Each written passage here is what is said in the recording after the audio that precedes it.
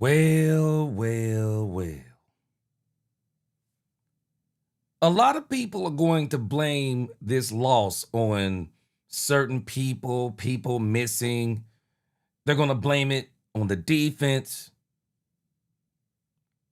But I'm going to tell you, the Cowboys were absolutely outcoached in every single phase of the game. Let's talk Cowboys. We're about to talk facts. Yup. It is time to talk facts. This Cowboys team, the team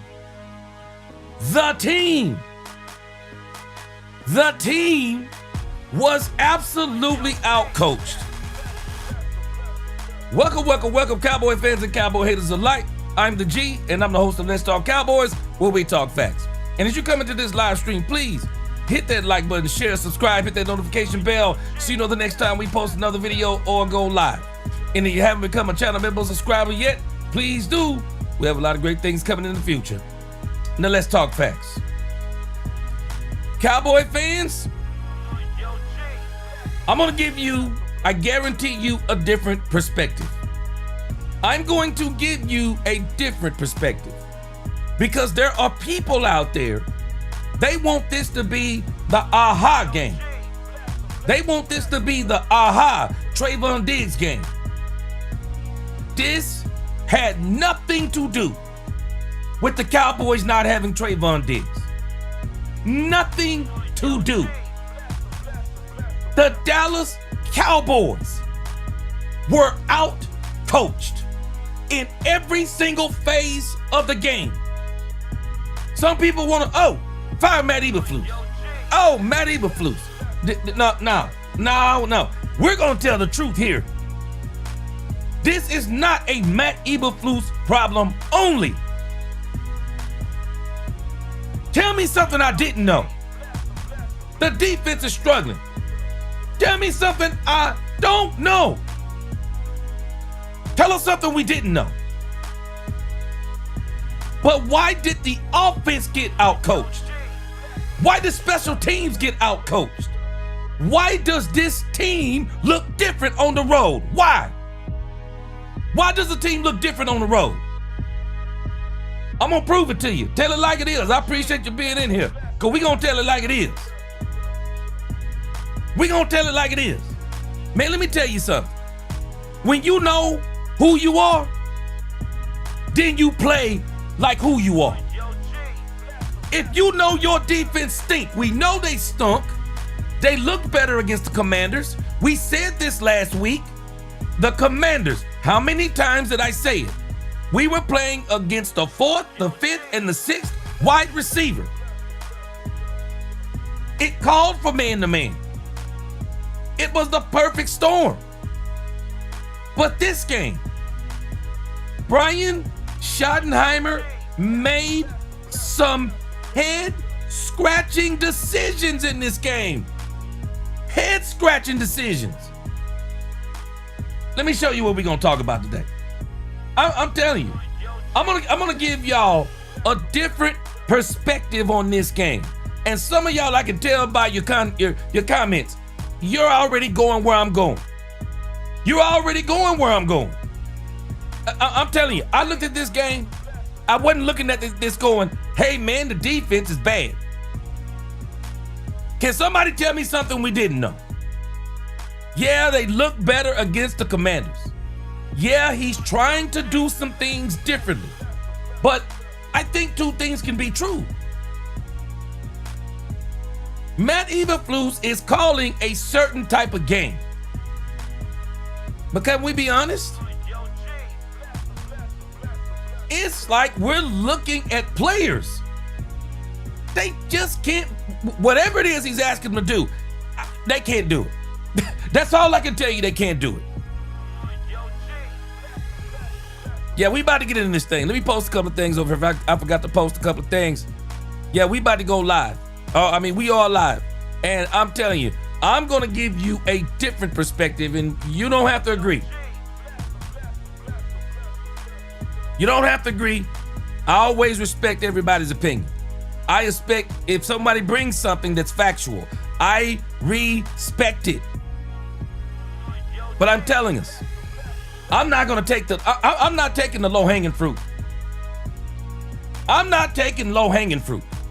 And I can tell you now, Ronald, I love you, Ronald Johnson Jr. I'm not giving Trayvon Diggs no apology.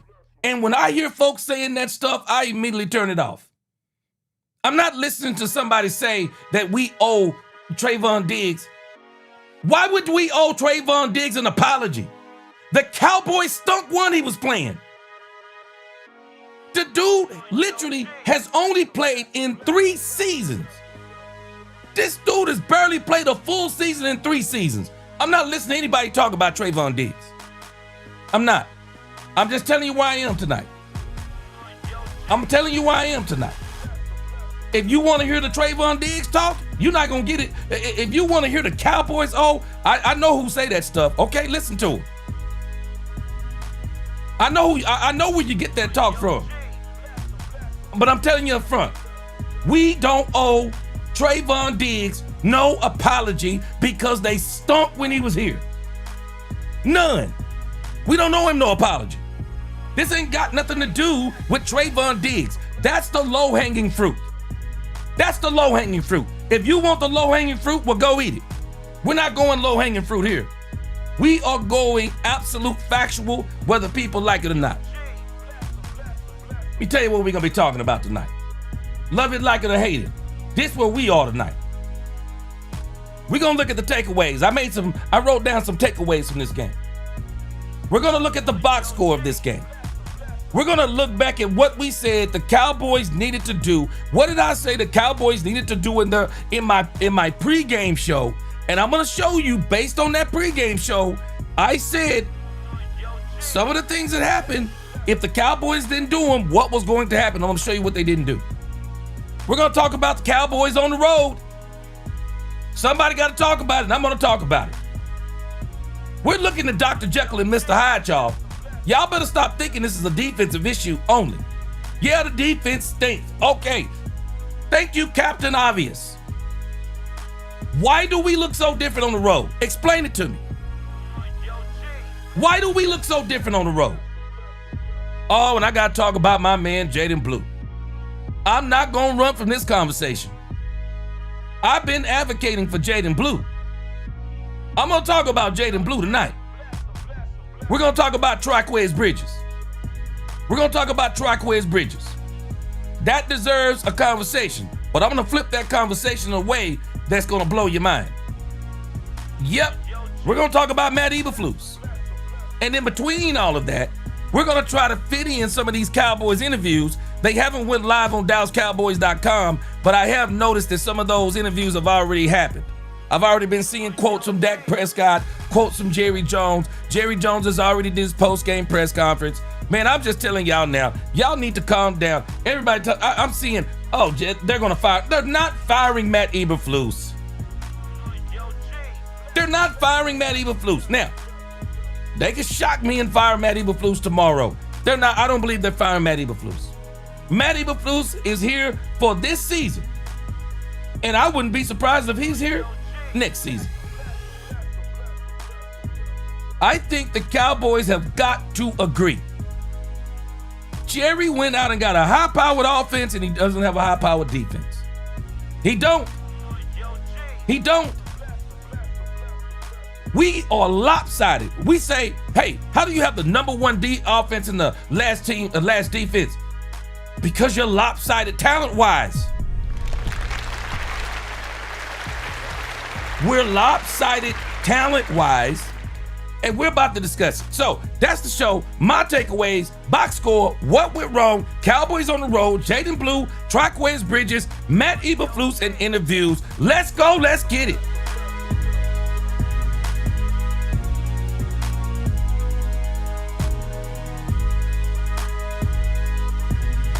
Let's go.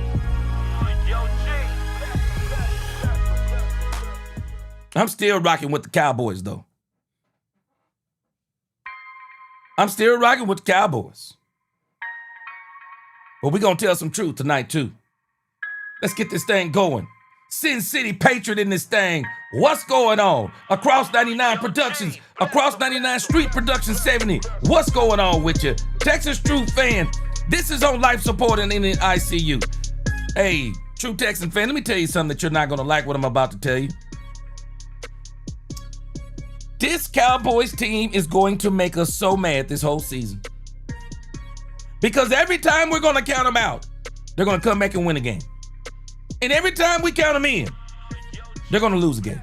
And every time we count them out, guess what they're going to do? They're going to win a game. The Cowboys are going to do exactly what I said again. When they lost to the Carolina Panthers, I said they're going to make everybody mad because they're going to come back and beat the brakes off the Commanders. You watch what they're going to do next. They're going to come back on Monday night and they're going to beat the brakes off the Arizona Cardinals. And everybody's going to say we're back in it again. And we may even get even more gifted because I think we're going to beat the Las Vegas Raiders. And then we're going to be 5-4-1. And everybody's going to be saying, oh, we back in it. This is what we're looking at. Love it, like it, or hate it. This is what we're looking at. And we're not going to know if we're out of it or in it until the last game of the season. And I got a strange feeling that tie is going to have something to do with it. Sin City Patriot in this thing. John Jones, he said, what up, G? Money is still a New Jack City. What's going on with you? Dolores Ennis, what's going on? She said Rome is a bum. Had bad news for us. He was low-key hating on the cap. Dolores Ennis, say it out loud. Say it out loud. When my wife turned the game on and I saw that it was Tony Romo, I said, oh no, it's Tony Romo. Tony Romo, you can tell there's an undertone of hatred when it comes to Tony Romo. But I'll talk about that on another day. Cowboys for life. What's going on? You're right. But Cowboys for life. How about this? Tell us something we didn't know. The Cowboys knew this going into the game, and that's what I got a problem with. They knew this going into the game. That's what I got a problem with. Derek Grimsley, the 70s Fan Show.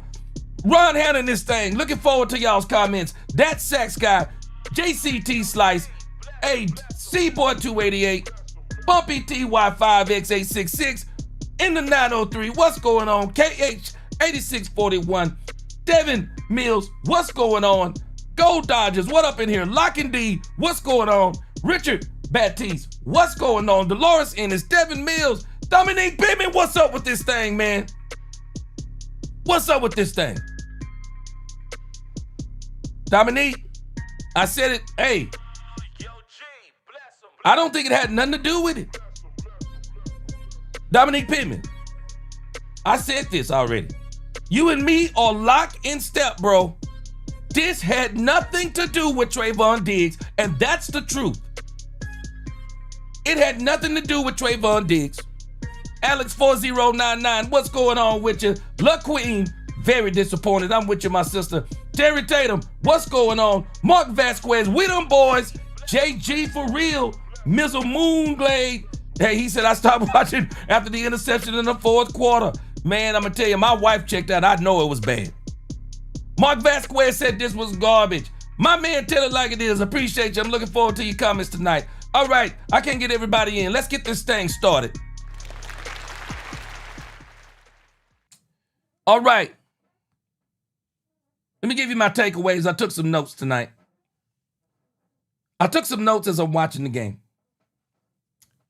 And I want to go to a very pivotal play in this game. I'm about to take y'all to the most pivotal, to me. This was the most pivotal play in this game. You're not going to believe the play I'm showing you. And some of y'all probably know the play I'm about to show you. Y'all tell me, what was the most pivotal play in this game? Tell me what the most pivotal play is. And as you're answering that question, I'm going to show you I'm going to show you the most pivotal play in this game. I'm not going to show it to you from the film. I'm going to show you from the box score. The most pivotal play in this game that made me so mad. And this play set the tone of the entire game. Y'all ready? The most pivotal play of the game. I'm going to wait for y'all to catch up. Y'all, I'm gonna look at y'all answers after I show you the most pivotal play of the game. Mills 3679. I'm glad you in here. What's going on? Dominique Pittman said throwing on the 1-yard line on that first series was straight dookie. BB Burrs Cowboys. Ding, ding, ding, ding, ding. That's the runner-up. I'm about to give you the most pivotal play of the game. Triquez Bridges, as much as he got destroyed. Triquez Bridges. Let me tell you something about Triquez Bridges. He tried to set the tone of the game. Triquez Bridges gets an interception. The Cowboys get it down to the 1-yard line. And what do the Cowboys do? The Cowboys on second down and goal at the 1-yard line. False start by the Dallas Cowboys.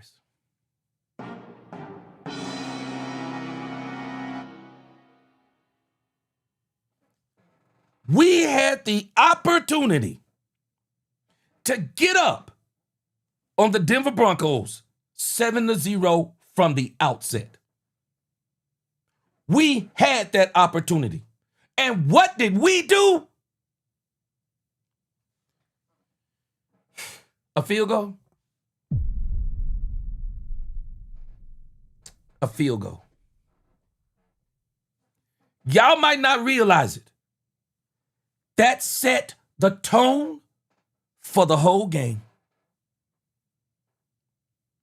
It deflated. You could see it. It deflated the whole team almost. If the Cowboys punch that ball in, we got a different ball game on our hands. And I'm telling y'all right now, I don't care what anyone says. I'm rolling with Brian Schottenheimer until the wheels fall off this thing. But Brian Schottenheimer coached like a punk tonight. Brian Schottenheimer coached like a punk. Brian, you on the road. You on the road against the Denver Broncos. You have not beat the Denver Broncos since September the 10th, 1995, bro. You playing with house money. You take every chance you can take, bro. He was calling this game scared. He was calling this game scared. Can somebody explain to me why was he calling this game so scared? There was another pivotal play. The second most pivotal play in this game.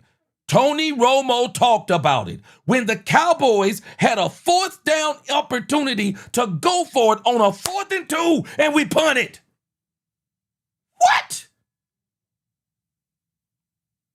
Brian Schottenheimer, you're already down. What are you hoping for? What are you hoping for? Are you hoping that you're going to punt the ball to the Denver Broncos and y'all gonna get a stop you haven't gotten all day? Come on, Brian. Brian was coaching like a punk. How do you coach like you don't? How do you coach like, I don't want to lose the game offensively. I don't want to lose the game offensively when your defense is trash. Your defense is trash. We've been knowing this. And the reason why I'm not going on the defense The defense stunk with Trayvon Diggs. It stunk. And I'm telling y'all right now, stop fooling yourself. I'm telling you right now, stop fooling yourself. Stop fooling yourself thinking that if Trayvon Diggs was out there today, the Dallas Cowboys were going to do better. He was going to get toasted too. Because Sean Payton, did I not tell y'all? Sean Payton is a master. I said it on what was it, Friday? I think it was Saturday. As much as I don't like Sean Payton, the dude can call plays. He can call plays. Sean Payton, we knew Sean Payton was going to score points. And if Brian Schottenheimer knew Sean Payton was going to score points, Brian Schottenheimer got to make it his business. We got to score points. Let me tell you what I'm not going to do. Let me tell you what I'm not going to do as a head coach of my football team when I got this stinky Dallas Cowboy defense. I'm going to tell you what I'm not going to do. I'm not going to lie to my offense. I'm not going to lie to Dak Prescott. I'm not going to lie to CeeDee Lamb, George Pickens, Javonte Williams, Jake Ferguson. I'm not lying to them. I'm calling them in the room and I'm telling them. Nothing less than 35. I'm telling them nothing less than 35. Nothing less than 35 today. Why? Have y'all seen our defense?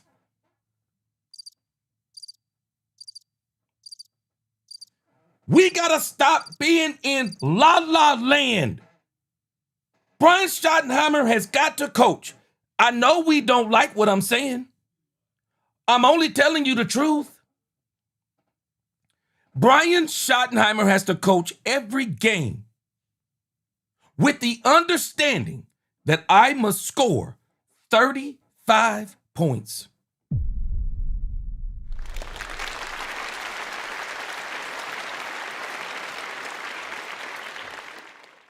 I got to score 35 points.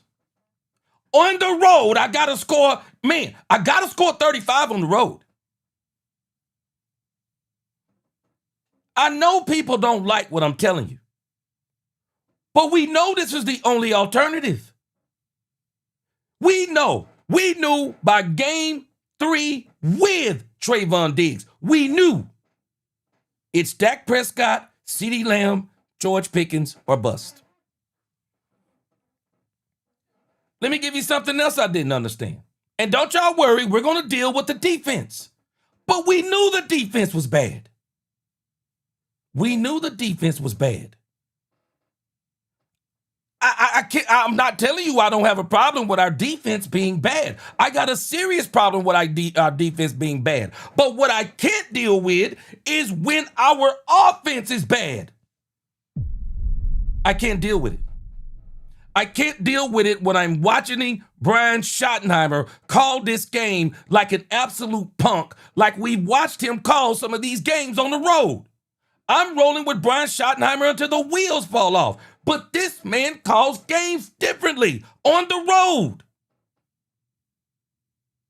He calls games differently on the road. Why does he call such a conservative game on the road? Man, it's the Denver Broncos. Man, I'm going to let it all hang out on the Broncos. I'm going to let it all hang out on the Broncos, y'all. I'm letting it all hang out.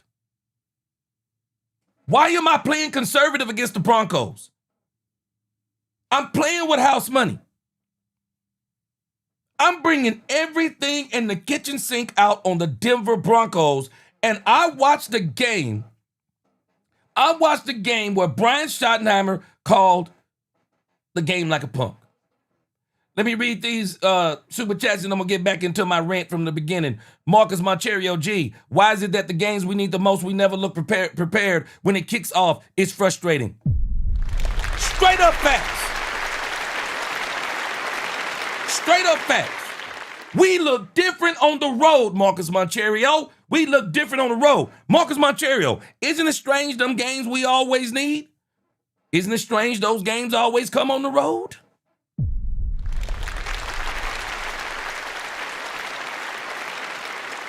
We get the New York Giants to beat the Philadelphia Eagles. Marcus Moncherio, what do? We come out and let the Carolina Panthers, we let Rico Dowdle call us out and say, buckle up, and we didn't buckle up. And Rico Dowdle hit us with everything. He hit us with the belt and the belt buckle too. Everything, hit us with everything. Ronald Johnson, appreciate that super chat. I'm telling you, Brian Schottenheimer coaches different. Why does he coach different on the road? Why does he coach different? Why, when we're at home, he coaching like he got the best offense in the league? Do y'all know at home, 40? We scoring 40 points.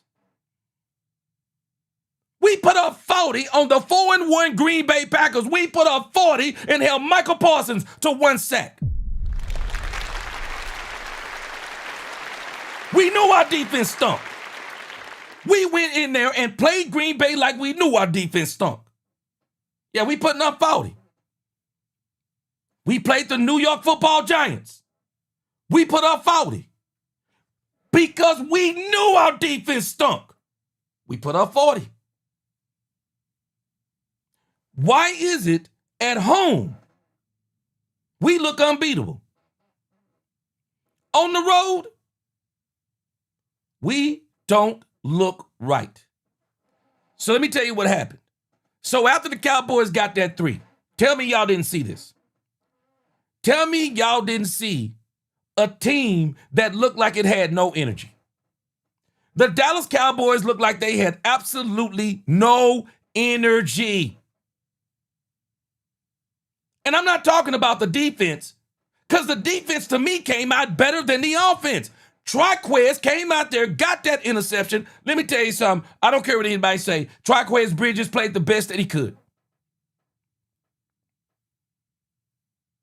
But Sean Payton outcoached Brian Schottenheimer. Somebody got to tell me, how in the world does Sean Payton is finding Triquez Bridges everywhere he goes? Triquez Bridges went to the bathroom. Sean Payton had somebody knocking on the door saying, oh, you in there. Sean Payton knew everywhere Triquez Bridges is. I bet you right now, Brian Schottenheimer know the seat on the plane where Triquez Bridges is sitting at. I bet he got Triquez Bridges' address right now. Sean Payton knew everywhere he was, and everywhere Triquez Bridges was, that's where Sean Payton was with the ball.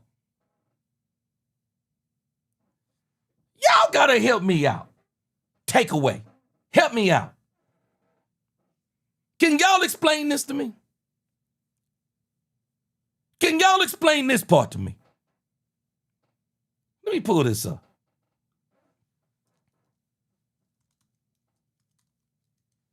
Let me pull this up for y'all. Let me tell y'all how embarrassing this is. You want me to show you how embarrassing this is? Let me show you how embarrassing this is. I gotta put this up. I gotta put this up on the screen for y'all. Let me show you how embarrassing this is. And let me see if I can get a picture. This is embarrassing. Look at this.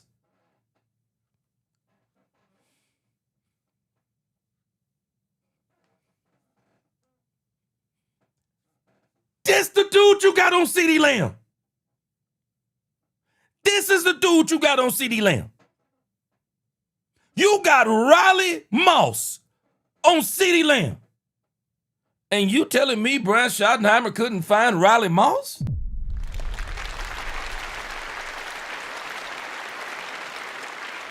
Let me tell you my game plan.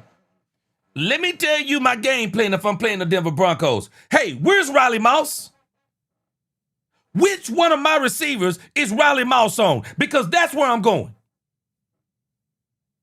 I don't need to prove no points that I can throw on Patrick Surtain. I don't need to prove no point. Because I'm going to throw on Riley all day long.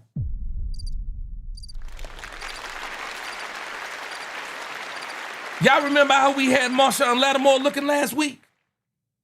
Marshawn Lattimore was on the sideline in tears because everywhere Marshawn Lattimore was, Brian Schottenheimer said, that's where we're going with the ball.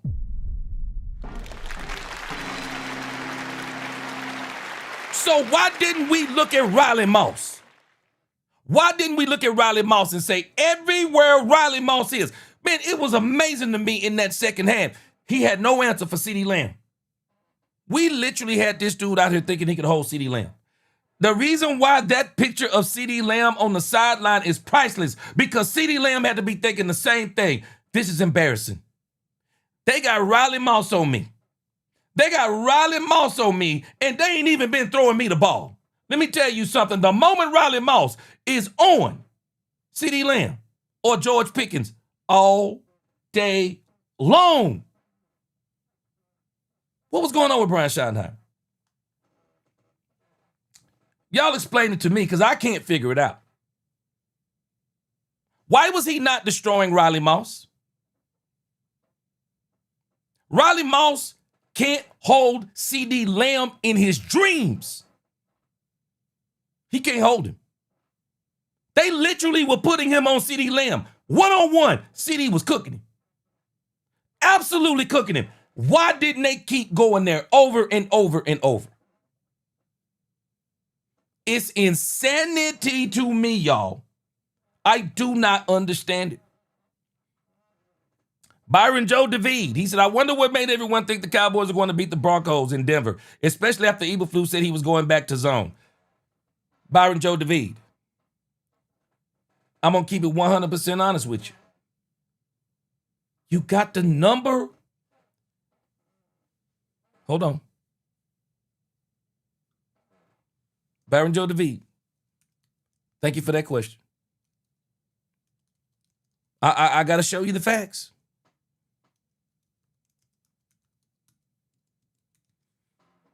Let me tell you why I thought it. I don't know about anybody else. I'm going to tell you why I thought it.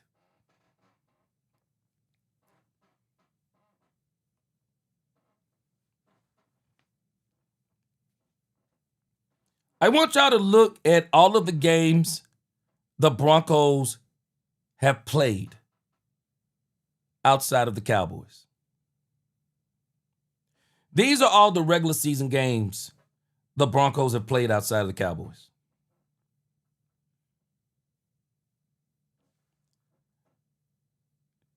They only scored 20 on the Titans. I understand that their defense is better than ours. I'm sure the Titans' defense is better than ours. They scored 28 points against the Colts. I'm sure the Colts' defense is better than ours. But I want to show you a thing. So you telling me that the Titans scored 12. You telling me that the Colts with Daniel Jones scored 29. You're telling me that the Chargers, now I'm not looking at defensively, I'm looking offensively. The Chargers scored 23. They held the Bengals to 3. The Eagles scored 17. The Jets scored 11. But the thing that is so bothersome for me is the New York Football Giants put up 32 points. Byron Joe David, in my wildest dreams, I never would have imagined the Cowboys only scoring 17 points. The other 7 points were in garbage time. I would never have imagined. Byron Joe David, let me paint you a picture. Let me paint y'all a picture in the chat. If I told y'all in this game, hey, the Denver Broncos are going to score 38 points, tell me who would have been surprised. Tell me who's surprised. If I would have told you before the game, hey, the Denver Broncos are going to score 34 points, because I actually told you they were going to score, if I'm not mistaken, 38 points. If I would have told you they're scoring 38, 34, whatever the case may be, if I told you that's what they're scoring, tell me in the chat who's surprised. Now, Byron Joe DeVee, let me answer the question again, because I love what you're asking. Why would we think why would I think it? I don't know about anybody else. Let me tell you why I was going to think it.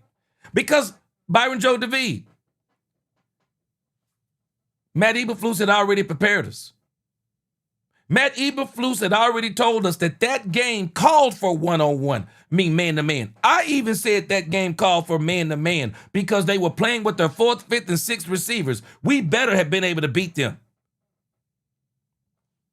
Byron Joe DeVee, I got a better one for you. What if I'd have told you that Patrick Surtain was going to be injured at the beginning of the game? And by the middle of the game, Patrick Surtain was not even going to be in the game. And I told you the Cowboys only scored 24 points. What would you think? It is unbelievable. Is it believable that the Denver Broncos scored 44 points? Who is that shocking? Who's shocked that the Denver Broncos scored 44 points? Who? Somebody living under a rock?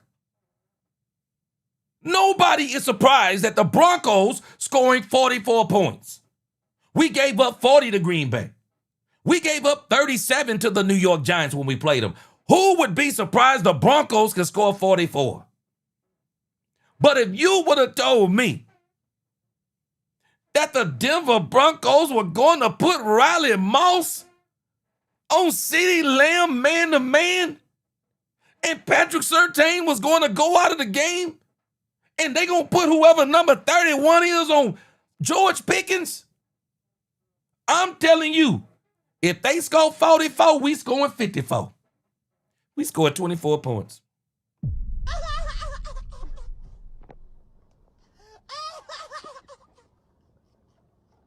I still can't believe it. I still can't believe it. See, some people are blaming this on the defense. I can't blame it on the defense because I already knew they were bad. I already knew they were bad. If I know my defense bad, then I know that when I go into this game, I got to play like my defense bad. And I got to be aggressive. There is no point trying to play, I don't want my defense to, I don't want to put my defense in a bad situation. Do y'all know that even if we would have put the Denver Broncos on their own 1-yard line, we're still putting our defense in a bad situation? That's not my thought process. I know my defense is bad, y'all. I know my defense is bad. This is Captain Obvious type stuff. We're making an argument that we know is already true. Dominique Pittman said, if you're coming to troll, you better put money towards G Channel. You're getting sent to the shadow realm. Dominique Pittman, appreciate you putting that hammer down because you know the trolls will be in. Appreciate you. Randy Mahoney said, we played timid against the top defense and they destroyed us. Shotty called plays scared. Randy, he called plays like a punk. Brian Schottenheimer called plays like he was afraid of Denver. He called plays like a punk. Straight up and down, like a punk. I'm just telling you. Unique Sound says, appreciate you, that $9.89 super chat. He said, you right, brother. He said, I've been a Dallas fan since the 70s. This is the worst defense I can recall. We have to score every time we get the ball. We didn't attack when Surtain went out in the second quarter, shaking my head. Hey, Unique Sound. Unique Sound, explain this to me. Can you tell me why Sean Payton knew where Triquez Bridges was on the bench? Sean Payton knew everywhere Triquez Bridges was. Everywhere Triquez Bridges was, Sean Payton was there. I bet you if he went to the bathroom at halftime, Sean Payton knocked on the door and said, you need some toilet paper? I'm telling you, Sean Payton was everywhere. Everywhere. It's not Triquez Bridges' fault. Triquez Bridges is what he is. I don't know what else to tell us on Triquez Bridges. Triquez Bridges, last I checked, he wasn't an ex-first round draft pick. He wasn't some cornerback we got from a big trade to bring in here and shore up the cornerback room. I don't remember him being that. I remember Triquez Bridges, we picked him up at the end of the preseason. Triquez Bridges is what Triquez Bridges is.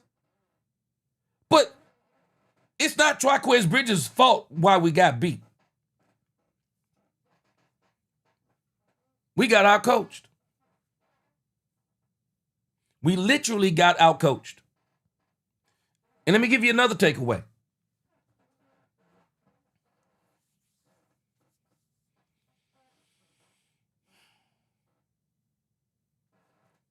Of all days,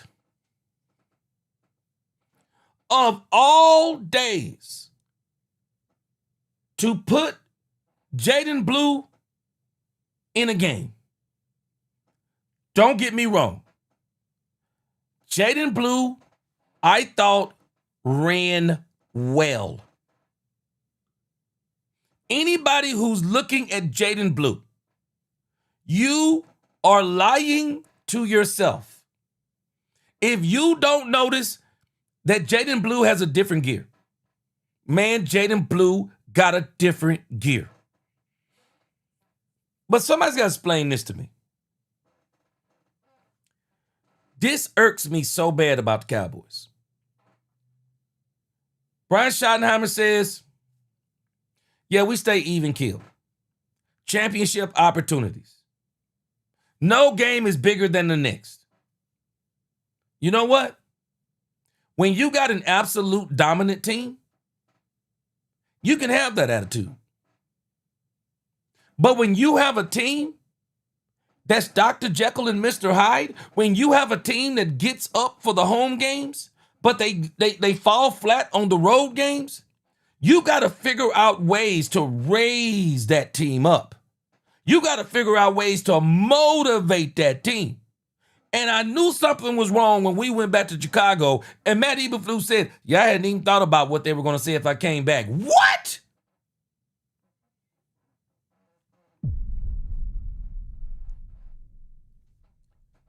Let me have been the defensive coordinator going back to Chicago. Caleb Williams wouldn't have been able to sleep. I would have blitzed Caleb Williams. Anything more than 5 yards, he dropped back. I'm blitzing. I would have blitzed I'd have blitzed this dude out of his mind. Man, we going in there playing Caleb Williams like, man, we just trying to be friends with him. We went and played the Jets. White Cotton, ex-coach of the Jets. One of the coaches for the Jets. We beat them, but we didn't get up for that game. We played Rico Dowdle. Carolina Panthers. Carolina Panthers tell us to buckle up. We don't even take that challenge serious. We don't even use that as bulletin board material. We don't even go to our team and say, hey, y'all see what Rico Dowdle said? Let me tell you what Jason Garrett said tonight. I was watching the pregame show for the Packers game. Let me tell you what Jason Garrett said. Jason Garrett said the same thing I said on Saturday. How much y'all bet Sean Payton? Sean Payton told his team, Javonte Williams is coming to town. Javonte Williams is coming to town. And he better not get 100. He better not even get 75 yards. Let me show you what Javonte Williams got.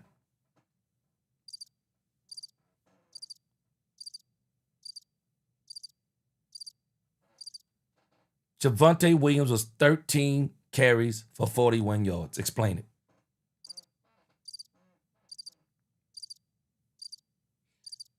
Y'all explain this to me because I still can't figure it out. Did any of y'all notice that he wasn't running hard? Javonte Williams did not look like he was running like he normally runs. That dude was not running hard. He was not running hard to me. When I was watching him run, I was like, man, this is messed up. I knew it was messed up from that point forward. I said, this dude ain't running like this is his ex-football team. He's not running like they let him go in the free agents. He's not running like, man, I got to show these dudes. Man, I know I'm the second rated running back, have the second most yards in the NFL as a running back. But I got to show him a little bit more. There is no running back on this field that will outrush me today. Man, the Cowboys didn't even back him up on this.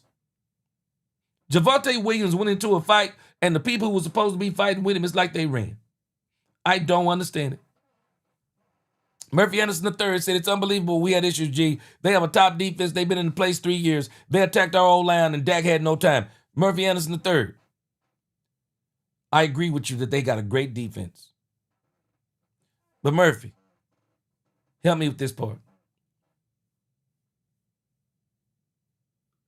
Murphy, help me with this part. How does the New York Giants put up 33 points on the Denver Broncos? 32 points. How do the Giants score 32 points? And this was my point I was making. I might have got off on it.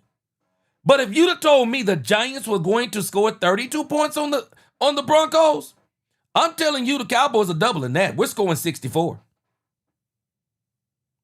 Brian Schottenheimer didn't even call a game that could have got us 30. I don't understand it. And I'm telling us that 4th and 2 was a killer. Even Tony Romo with his hating self said it.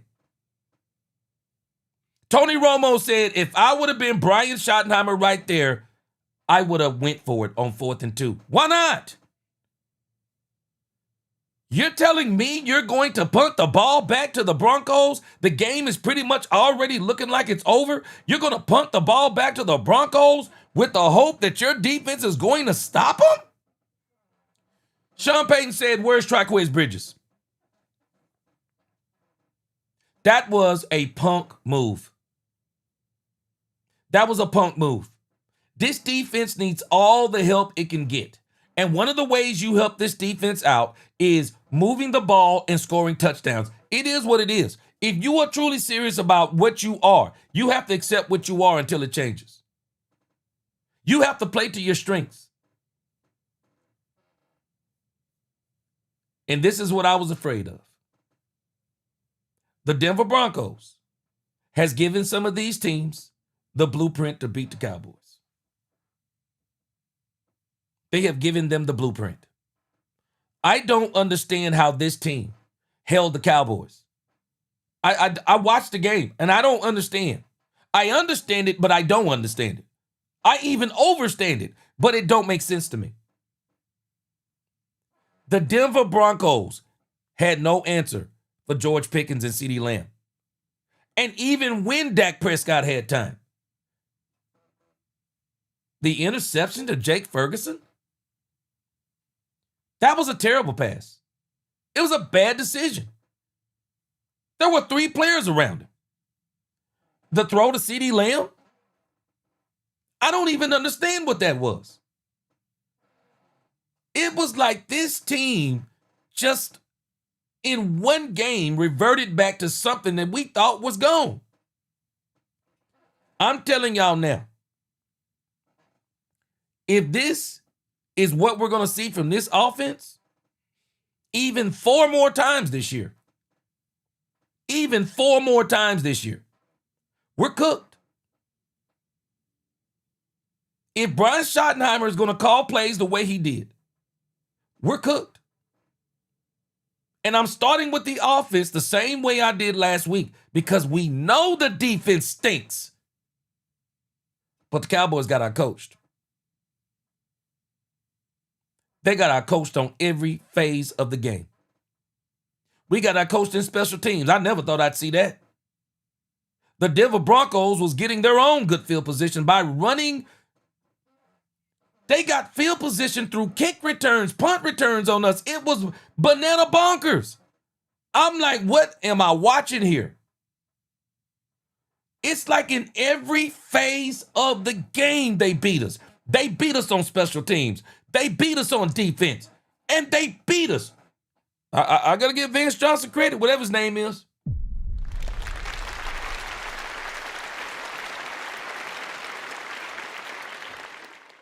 Dak Prescott was looking like the Incredible Hulk. He turned him back to David Banner. That man turned Dak Prescott back to David Banner. I just didn't understand it. I understand it, but I didn't understand it. Ronald Johnson Jr., he said, I believe these coaches are so good to where they over-scheme or playing and forget the basics of football. Best offense have to score. Ronald Johnson.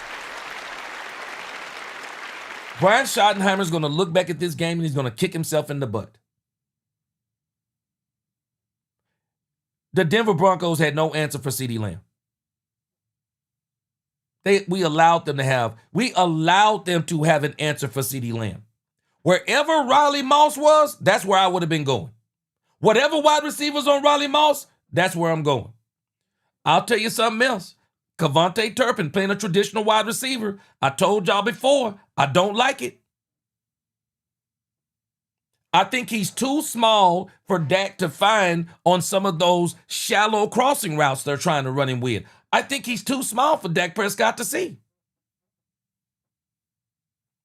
Dak don't typically see him until he gets further away from the line of scrimmage, and then Dak can see him.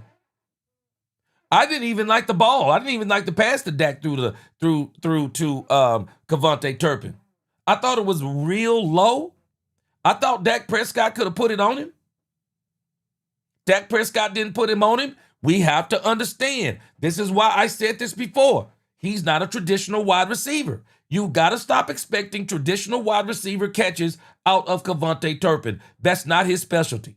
His specialty is, can you get him schemed open and hit him in space where he can get an easy catch, and then you let him do the rest.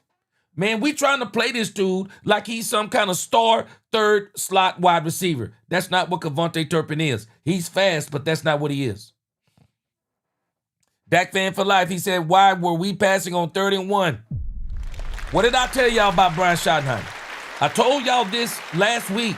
He gets a little too fancy sometimes. Gets a little too fancy. I don't know why Brian does it, but he gets a little fancy sometimes. Sometimes you just got to keep it simple. And to me, simple is simple. They can't stop George Pickens and CeeDee Lamb. If I'm calling plays for this team, that's my mindset. I'm going to put pressure on every team that plays us because they can't beat us. If we press them with CeeDee Lamb and George Pickens. Man, we were playing like them dudes couldn't even play today. Ronald said, meant to say coaches overthink the scheme. Yeah, I get you. Overthink the scheme and play calling and forget the basics of football. Overthinking. What do you think? Matt Eberflus? I don't know what Matt Eberflus be thinking. I got to be honest with you. But Brian Schottenheimer, I agree with you. I think he just gets a little too fancy sometimes. Bro, you on the 1 yard line, Brian. I'm running the ball 4 straight times. Why am I going to throw it? If I'm throwing the ball on third, if I'm on the goal line and I got 2 yards to go and the way Javonte Williams has been running, you think I'm dropping back to pass? Javonte Williams, fake to Javonte Williams, bootleg right to Dak Prescott with Jake Ferguson underneath. He can either run it in or throw it to Jake Ferguson. And then on 4th down, I'm running it in too. I'm running with Javonte Williams again. We just overthink this stuff, man. Just overthink it. Eric West said, I'm looking forward to seeing Jaden Blue in space and hit that extra gear. If Shotty learns how to scheme up his talent, and Schoolmaker is bad. Eric West, we're going to talk about Jaden Blue. I don't understand why Brian Schottenheimer is trying to run Jaden Blue like he's Javonte Williams. You have got to find ways to get this dude in space also. Javonte Williams, it is what it is. He's not a bell cow back. Facts. He's not a big back. Facts. But he can contribute to your team if you put him in the right position to do it. Murphy Anderson III said no film on the quarterback, and they still scored 33 unanswered in the 4th, and the Giants. Oh, yeah, wait a minute, hold on. and still scored 33 unanswered on the Giants, and the Giants didn't score.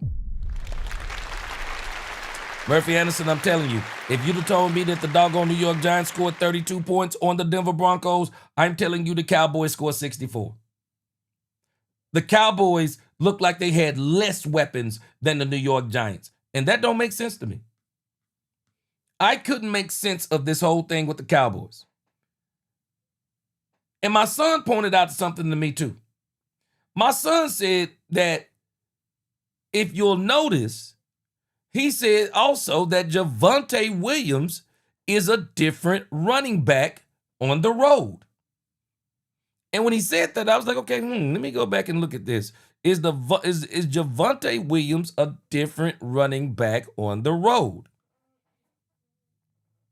And so when I went back and looked at these games, okay, so we played the Eagles. I thought Javonte Williams looked really good in that game. But when I go back, and he did run really good, but when you go back and look at that game,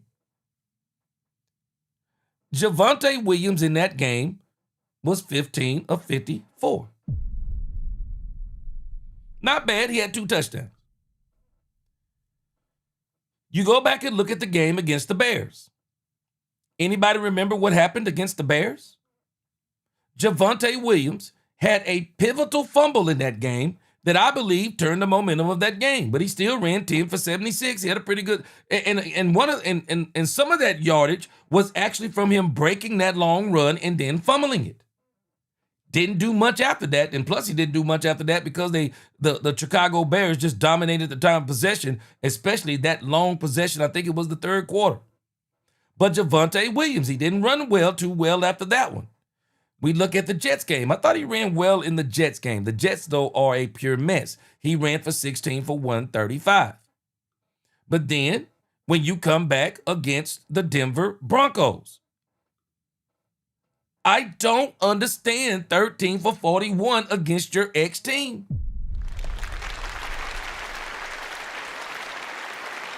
That's crazy to me. That's absolutely crazy to me. And this is why, as we transition over to the defense, it isn't much to transition to. We knew they were bad. We knew the defense was bad. Who didn't know? Oh, I know. We did this thing against the Washington Commanders, and we were hoping, as I was hoping too. I'm not going to try to make y'all out to be any more naive than many of us were. I don't think we thought the defense was going to be better. I think a lot of us were hoping the defense was going to get better. Because a lot of us, we kind of trust Brian Schottenheimer. Brian Schottenheimer said the defense is going to get better. We thought it was going to get better, and it didn't get better. Murphy Anderson III says again, no feel. Oh, yeah, we said that one. Appreciate you, Byron Joe David. He said, ladies and gentlemen, we got him. Brian Kelly is gone from LSU. Wow.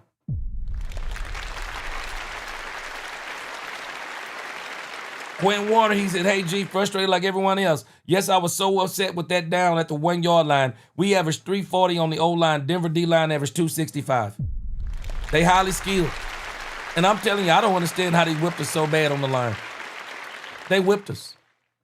They whipped us on both lines of scrimmage. And we might as well get ready. A lot of people think that Michael Parsons was we don't get the double teams no more because Michael Parsons is not here. Not true. You're going to find out something when you go back and look at the film. Teams have figured out something about the Cowboys. Y'all, please don't think that Kenny Clark is bad. No. I'm not sure if it started with the Carolina Panthers, but the Carolina Panthers, I believe, are the one that exploited it. Go back and look at the film. Rather than doubling our edges, they're doubling our defensive tackles. That's how teams are attacking the Cowboys now. They're doubling our defensive tackles. They're doubling our defensive tackles. And then they're also getting to the edges on us. And because we don't have good containment, They got us. They got us. All right. So we're going to continue on tonight. Boy, y'all think this is bad. Y'all wait till we get, wait till y'all, boy, wait till we get to Overreaction Monday. Wait till we get to Overreaction Monday. We're going to go to the box score here in a minute, but let's see. Let's go from the shortest interview to the longest interview. Let's go to Jerry Jones.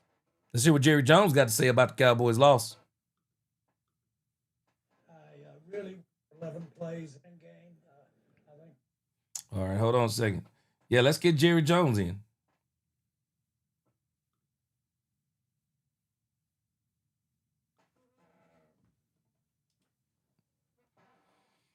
All right. Yeah, Jerry Jones is pretty hot. And Jerry Jones, I think he thought that change was going to continue. Let's go. Congratulate this ownership group. They've really come in here over these last 3 years, and they've really turned this thing around. Their entire enthusiasm of the fans, the team, and that was formidable for us out there tonight. They beat us physically. Their lines beat us, but their overall team, they did it with a young quarterback. My hat's off to them. Great win for them. We all know that we think a lot of Sean Payton. It was a big win for them. We had high hopes because we thought we could come in here and have a big win for us. That didn't happen. They had everything to do with it. We got to get better. Jerry, the inconsistency with this team winning one week, losing the other has been pretty staggering. How do you evaluate your team right now, 8 games in? Well, I am not happy at all with winning 3 ball games at all. And that starts really for what our goals are. Can we play better? Of course we can play better. But we knew coming in here, their fronts, both their defense and offensive front, was going to be a challenge for us. And we needed to offensively be able to play against a real big-time defense, and they played well, their defense. This is what has, let me tell you something. Jerry already know that defense stinks. Don't let Jerry fool y'all. Jerry know that defense stinks. Where Jerry is disappointed is the way that offense looks.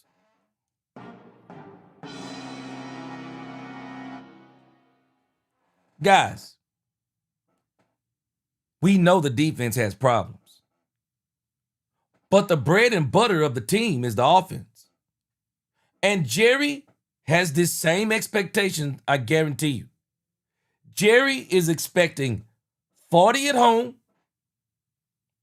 somewhere around 30 plus on the road, until he can get this defense in order.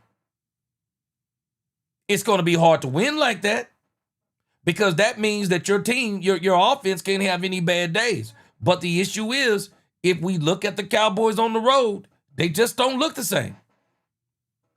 They don't look the same on the road, all the way down to Brian Schottenheimer.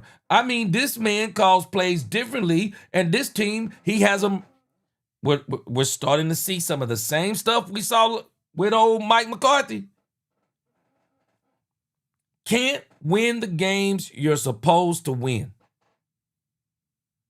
Can't win the games that you need to win. Can't win the games that if you win this game, it'll put you first in the NFC East. We've had, Carolina Panthers. And we beat the Carolina Panthers and then beat the Washington Commanders. This game right here, while it hurts, it don't hurt as much. But because we lost the game that I believe we should have won against the Carolina Panthers, because we lost that game, this game was even more significant. Because now, again, we are a 3-win team. But I guarantee you this, Jerry already knew his defense stunk. But Jerry is extremely disappointed that Brian Schottenheimer this dude got out-coached. Brian Schottenheimer got out-coached, bottom line. Period in the story. He got out-coached. I know some people don't want to hear that, but he got out-coached. Straight up, he got out-coached. Vance Johnson out-coached him. Quentin Warner said you're in the shotgun at the 1 yard line and your running back is averaging 4.4 a carry. Quentin Warner, make it make sense. Appreciate that super chat. Quentin Warner says Williams and Fowler on the field together. I just want to throw up. It don't make sense. It don't make sense. We're going to look at these snap counts tomorrow, and also we're going to find out how much they played man and all these different things. I'm telling you, 70s Fan Show said, do you think this is because Shotty being a first-year coach? I'm going to give him the benefit of the doubt and say, okay, yeah, he's a first-year coach. First-year head coach. But the 70s Fan Show, the thing that I don't understand, he said they got this guy, this guru who he focuses on situational football. Well, you got to tell me why you're on the 1 yard line at the goal line and somebody whispers in your ears, hey, the analytics say pass the ball right here. What? Turn those analytics off. Don't ask ChatGPT another thing. Don't put nothing else through the computer. This is common sense, man. We got Javonte Williams. We're running this ball in the end zone. And we're running it 4 times. We're either gonna fail or succeed. Because if we fail, we're gonna get 3 points and it's gonna hurt us anyway. No, I'm not doing it. But I'm telling y'all where Jerry is really the most frustrated. He already knows the defense is bad. But Jerry's expectations was, I'm telling you, he thought they could beat Denver with that offense. Because the Giants scored 32, Jerry's saying surely they scored 32. He's not thinking like me, we're going to score 64. And I bet you he's thinking, yeah, we got Dak Prescott, best quarterback in the league. We got the best wide receiver duo in the league. We got the best running back in the league, second best running back in the league. Yeah, we're going to do some damage against the Denver Broncos. And I'm telling y'all, man, I'm serious. I think the Cowboys need to really reconsider how they're using Kevontae Turpin in the slot at the third wide receiver spot. We've already showed it. I've already showed it to you before. Kevontae Turpin is not producing. He's not producing. He looks, even though he's on the field, he's not doing much more than he did with Mike McCarthy. And Mike McCarthy didn't even play him. So I'm more impressed with how they handled us, our offense, because it was up front that made a lot of difference there. Secondly, I thought that... See? That's the part that's frustrating for Jerry. Y'all don't think Jerry kind of thought, yeah, okay, we made some improvements, but you think he thought we were going to hold the doggone Denver Broncos to 10 points? 20 points? No, he didn't think that. Jerry would have to be out of his mind to think that. Some of you may say he is out of his mind. I don't think Jerry's that far out of his mind. But I bet you if you'd have told Jerry if Patrick Surtain was going to go out in the second quarter and that they were going to put Riley Moss on CeeDee Lamb one-on-one on some of them occasions, I bet you if you'd have told Jerry Jones that, and if you'd have told him Javonte Williams is going back to Denver and he's going to have less than 50 yards, I bet you tell Jerry Jones all that, Jerry Jones would have told you, I'm willing to bet you $1 million. He'd have lost it tonight. We could stop them better defensively. We all saw the same thing out there. We've got a lot of work to do. Your defense showed some strides against the Commanders. Your defense played better against the Commanders. Does that make it even tougher to watch, the fact that they couldn't play well at all today? Well, at this juncture, you would look at it from the standpoint of how do we go forward and how do we play better. And again, I've said all along, you've got to, out there, you've got to step up and against the running game. I think we had 10 or 11 plays at almost a half or halfway through the second quarter, over 10 yards or more in the play. And we've got to come up and do a better job of run stopping. We knew that if we 70 Bo. We got our coach. 70 Bo, I said it. They beat us in every phase of the game. They didn't just beat us on defense today, guys. They beat us in special teams and they beat us on offense.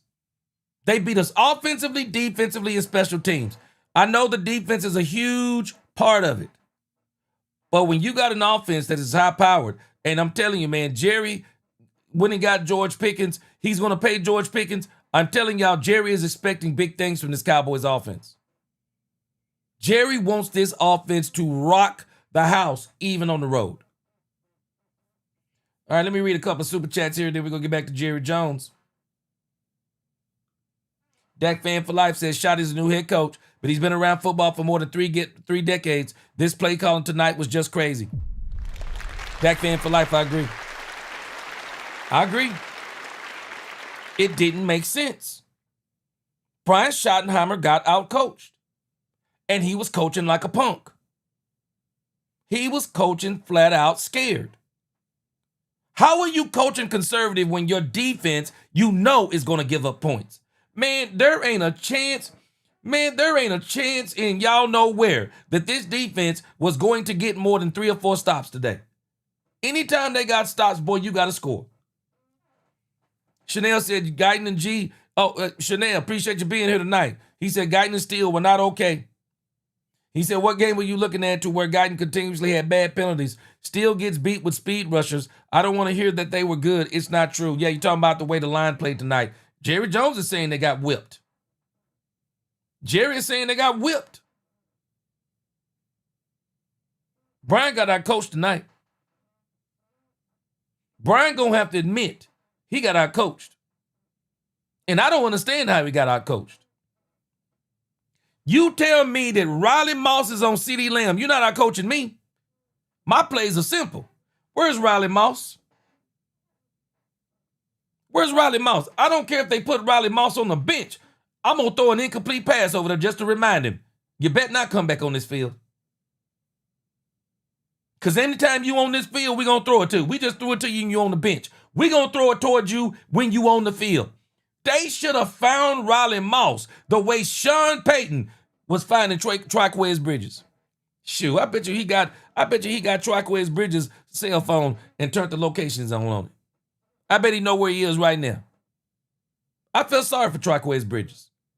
Man, Sean Payton he did a number on him, man. And I'm gonna give him credit.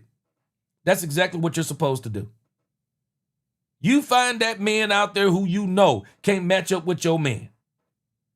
And you put him on that man. Bertrand Patterson. You thought that you thought Williams was running the same? I didn't think so. I didn't think he was running like he normally does. I didn't. Hey, if you saw something different, hey, I'm just telling you, he didn't look the same to me. And maybe some of that was the fact that the Denver Broncos was just stopping him. He just didn't look the same to me. I thought they put hands on him. I thought they whipped that Cowboys offensive line. And then when he got the ball, they made him regret it. They punished him. Ron Hanna said, man, you can't block anything if you're not blocking, not pass protecting. Dak running too much for me. I knew once we punted on 4th and 2, we gave up the game in that moment. Ron Hanna, second most pivotal play in the game. Second most pivotal play in the game. Man, I'm sorry, bro. You are on the cusp of just it's over. You can't punt right there. You can't punt right there. And to me, I mean, that just really, I don't know. I don't know if the team took it like this, but to me, that showed a lack of confidence in your offense. Bro, you don't punt that ball back into your defense. I'm not trying to give them no confidence because I have no confidence in them. I have no confidence in them. So why in the world am I going to punt the ball on 4th and 2? I'm not doing that. Didn't do that on that front. That was going to be a long day for us, and that's what it was. A lot of penalties hurt you to Jerry. Penalties killed the Cowboys. Again, those penalties really did set us back early. Killed them. And you can't have the challenge we had physically against this team as well as commit the turnovers that we had. And I know all of our fans see it, but that's just a fact. That's what happened. And a couple of times that exchange there at the half, if we don't have a couple of sloppy things out there, we might be able to have that score. Touche, Derrick Rose. Could have made a big difference. But again, touche, Derrick Rose. I understand what you're saying. And I think what you're saying is true. But I think two things can be true. How do you have CeeDee Lamb and George Pickens, and you let the Denver Broncos stop you with Riley Moss and whoever number 31 is. There were absolutely times that Dak Prescott did have time to throw. But he and Brian Schottenheimer were not aggressively attacking them down the field. They were not aggressively attacking them down the field. I just didn't understand it. George Pickens is a problem for every single team. I bet you if you looked at George Pickens on film, I bet you could pretty much go to George Pickens every play, and he's going to catch the ball or he's open. They were, man, the play calling didn't make sense to me. The play calling just didn't make sense to me in no universe. It didn't make sense to me. And I think a part of it was, I really think that Dak Prescott started seeing ghosts. The Denver Broncos, that pass rush was so threatening. Dak Prescott, he escaped a few times. I thought that was great. But I also think that Dak Prescott was seeing ghosts out there. Those 2 interceptions, man, those were so uncharacteristic of how Dak has been playing. So uncharacteristic. Lou Dog said, gee, Matt Eberflus told Mike Nolan, hold my beer. Man.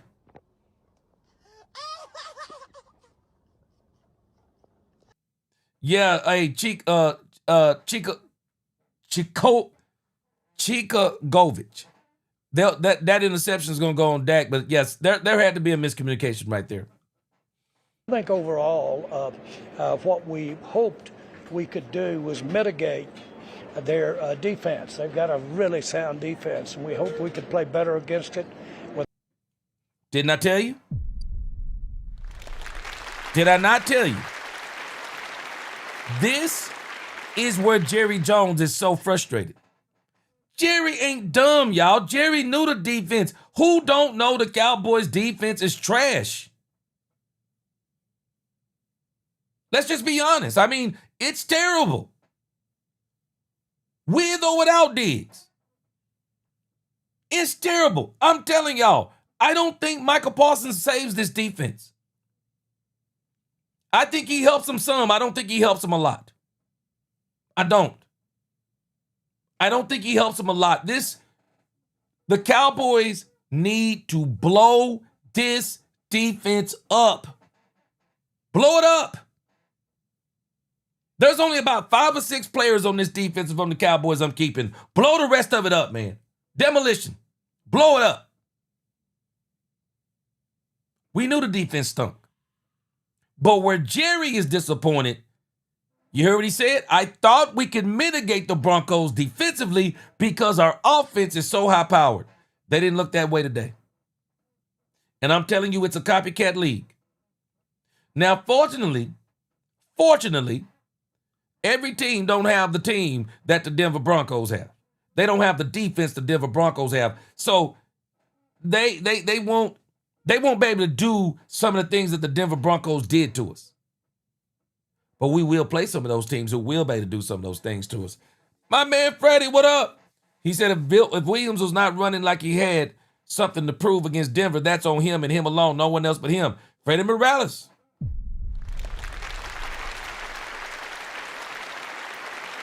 I don't understand it because I didn't think he was serious when he said, hey, it's another game. He ran like it was another game. Man, I just think there are certain times. There are certain times that there are certain games. Man, I got to put a little bit more oomph into it. I got to put a little bit more oomph into it. There are just certain games to me. I'm like, hey, hold on a second, man. These games matter. Tell it like it is. He says Shotty and Flus just keep making the same mistakes. He should have learned a lesson last time versus the Bears. Tell it like it is. It looks similar to that game.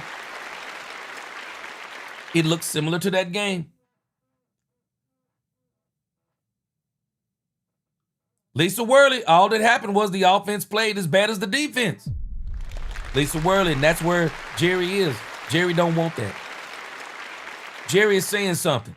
I can understand when the defense plays bad. Three defensive coordinators in 3 years. I can understand when they play bad. They don't have the players, the scheme. We've seen it all before. But when you tell me I got Dak Prescott, George Pickens, C.D. Lamb, Jake Ferguson, Javonte Williams, Cavonte Turpin, if I didn't say him, Jalen Tolbert. When you tell me I got those players and my defense and my offense got stopped, man, I'm telling you, I don't care how good Vince Johnson's defense is. We should have scored more. With our front, we were hoping that we could do a better job up front. We didn't, and Nope. we paid the price for it.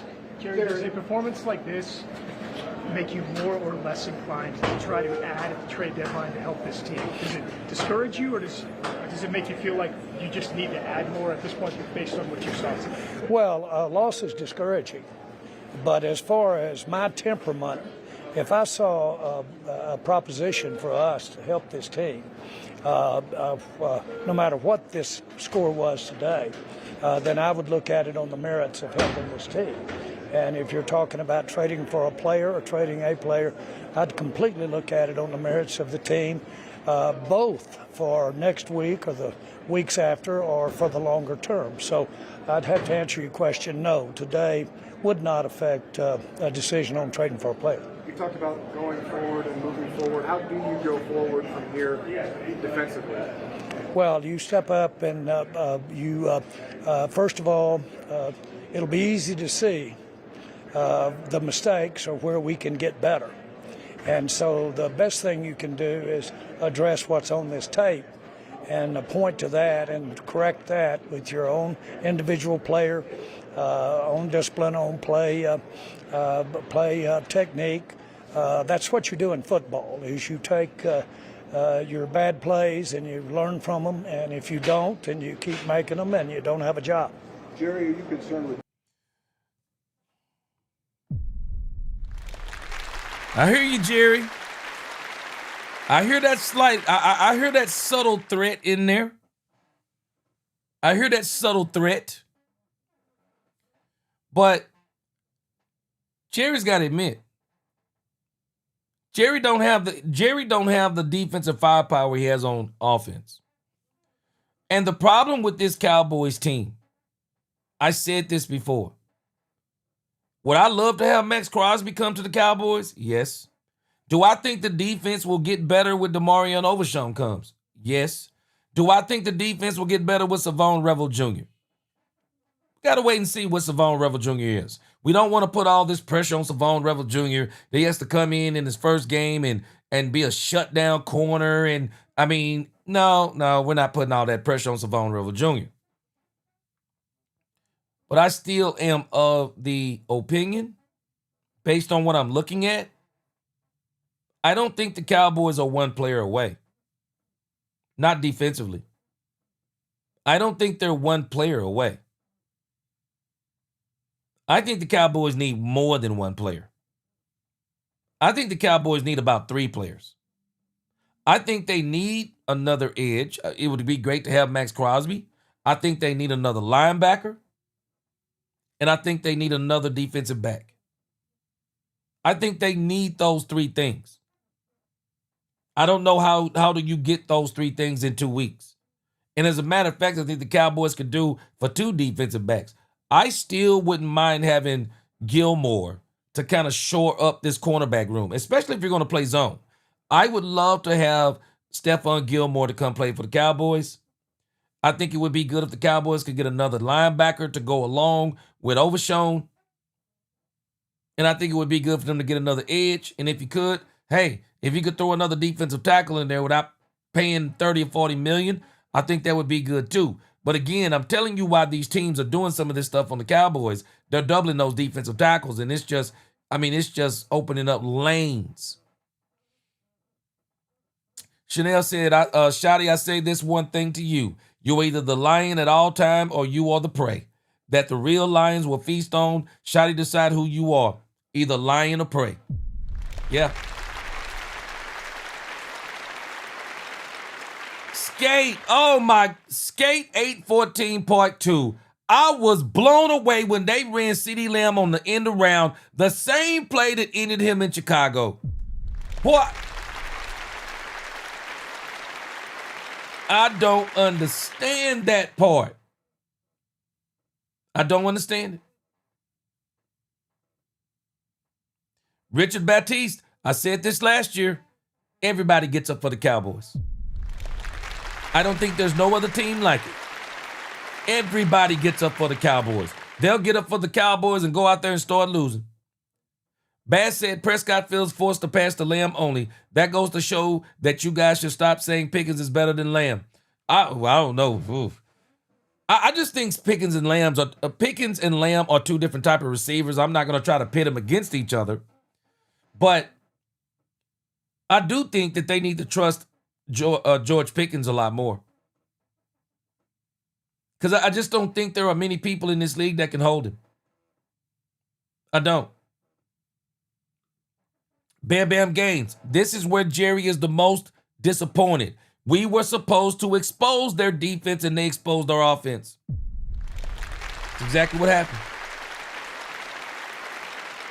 Lisa Worley said the radar season's going. We're going to have a spectacular first-round draft pick. Lisa Worley, we can't win 2 in a row. And that's going to be the challenge. We can't win 2 in a row. We can't. So far, it's hard to do. I think we might get 2 in a row, beat Arizona 4-4-1, and then beat the Raiders. Yeah. What's up, Muse Loco? He said, Flus once again, Shotty got to get on dude's butt at this point. Yeah. And Muse, I tell you this. Shotty also got to live in reality. Our defense stinks. We got to score 30 and 40 points. 40 at home, 35 on the road, maybe. They're going to have to face those facts. Brian Schottenheimer's got to get better at moving the ball on the road. He's got to get better at it. Effort on defense at all? No, I'm not. I see the same thing you see. It should be depressing to have those numbers of 10 plays or more, as many of them as we had there early in the ball game. But I don't see lack of effort out there. I see guys that could be more firm in their execution. And I just saw some guys out there that give their offensive line credit and their blockers credit. They did a good job on our defensive players in a lot of cases. You've talked about looking hard at defensive help at the trade deadline. Is it realistic to think that this team is 1 or 2 pieces away from having a good defense? Well, I don't know what's realistic. Could one better player, if we didn't pay too big a price to have a better player on defense, could it possibly help? And I'm not trying to be cute, but that's why you'd go get him, is that you'd think it could help your defense. One player away on defense. I think we're not. I think we're not. We're more than that away, but what we're closer to than it looks in my mind is executing better on defense. But they're pretty sound. They've got a young quarterback, and I'll give them that. And they've done a really good job with getting them in a spot to win games. Would you anticipate selling any players at the deadline right now? Not now, no. Jerry, how long do you guys expect to have Trayvon Diggs on IR? Again, I don't know. It depends upon he's got an area that's hurt, and that'll have to heal. And so that'll be as we get into it, and we'll see how it goes. He's just generally got to get in better shape to play. I know you've had. I'm going to say the same thing about Trayvon Diggs that I said about DeMarcus Lawrence last year. Trayvon Diggs' contract is guaranteed through the end of the season. If Trayvon Diggs is smart, he won't touch the field again for the Cowboys. If he can help it, he should not touch the field again for the Cowboys. Trayvon Diggs already knows he's not going to play he will not play another year for the Cowboys. The best thing for Trayvon Diggs to do, get himself 100%. Get himself 100% and get ready for free agency next year. Get ready for free agency. Get ready for the trade. Get ready. I wouldn't hit the field again if I was Trayvon Diggs. I wouldn't. I wouldn't do it. And if I'm the Cowboys, I wouldn't allow him to hit the field. If he has a clause in his contract that says if he gets injured, that we're going to owe him the full salary next year, he can't touch the field for me again. Because let's think on this. So if the Cowboys find themselves, let's just say, so Arizona 3-4, Arizona, they'll be 4-4. Beat the Raiders, they could be 5-4. So then you'll have the Eagles and the Kansas City Chiefs. I think the Cowboys are going to split with the Eagles, so I think they'll beat the Eagles. So that'll put them at, 6-4. And then let's say you play the Chiefs. Let's say you lose to the Chiefs, you're at 6-5. And then that leaves you with 5 games left. Is it worth it for the Cowboys to bring Trayvon Diggs back? Especially if you know you're going to run the same scheme. Does it do you any good to bring Trayvon Diggs back? Or bringing him back, does it make the team, does it put the team in position for a playoff run? Or and what I mean by playoff, or put us in a position to where we can make a run for the playoffs? I think Trayvon Diggs got to really think about his future beyond the Cowboys. Because he's not coming back next year. I know all of y'all know this. Diggs is not coming back. The Cowboys are not going to re-sign or extend Trayvon Diggs. If you think that, you're fooling yourself. I think the best thing for the Cowboys to do right now is to trade Trayvon Diggs if you can get something for him, or at the end of the year, you make him a post-June 1st cut. And if I'm the Cowboys, I just don't put him back on the field. And I think that's good for both of their sake. I'm going to be shocked if they put him back on the field. I'm going to be shocked if they put him back on the field. But again, this isn't a Trayvon Diggs issue.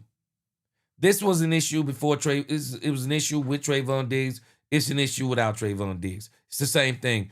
Big C from Tennessee. Man, we got blasted today, man. Hey, Art Vanderley. I wish we could trade Sam Williams, but the tape on him, I think, is so bad, I don't think nobody want him. I just don't think anybody would want him. I just don't think we have any trade pieces. And again, I don't think Jerry's in La La Land. Quentin Warner, appreciate that super chat. He said, my only issue is you have to do it. Enough of the talking about fixing it. Jerry Jones is too loud. Well, Quentin Warner, they keep asking him the question. And I do think Jerry is playing mind games, because everything that I've been hearing is that the Joneses are actively searching for a player to put on defense. And I think there is truth to them going after Max Crosby. I think there is some truth to it. Problem is they couldn't get him. Jay Recruiter, I think you may be on to something here. CeeDee Lamb is not 100%. I think you may be on to something. CeeDee Lamb needs that bye week bad.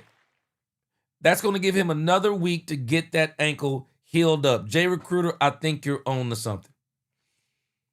Jay Recruiter, I think that there were times that Dak didn't have time, but I think that even when Dak had time, Dak was pressing. Dak was pressing because the referees were really letting them get some serious hits in on Dak Prescott. Dak Prescott will be in that ice tub this week. They were getting some serious hits on him. That one hit by number, 97? That was a vicious hit he put on Dak Prescott. Man, Dak Prescott is a tough dude. That was a vicious hit. And he didn't put the full body weight on him, but he put that body weight on him. You could tell he put some of it on him. Yeah, Dak Prescott is taking a few more hits than I'm pretty sure the Cowboys want him to. I expect to have him back this season. Why not? Yes. Why not? But there's a little beyond my expectations. We've got to see how he heals from his injury. He hasn't been there physically there in full shape for us. I know. Wait a minute. Stop the press. See?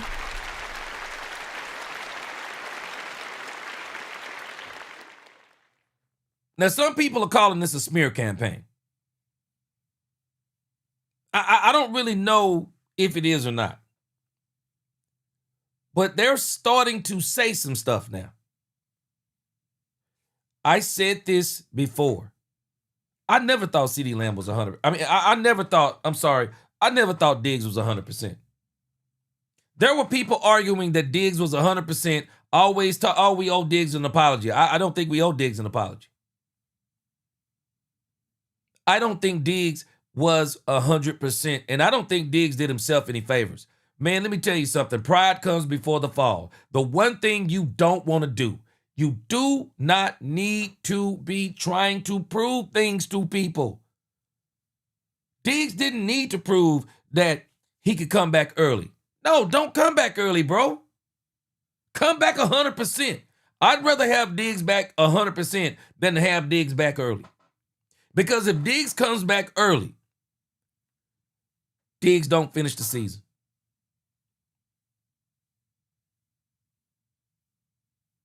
Diggs can't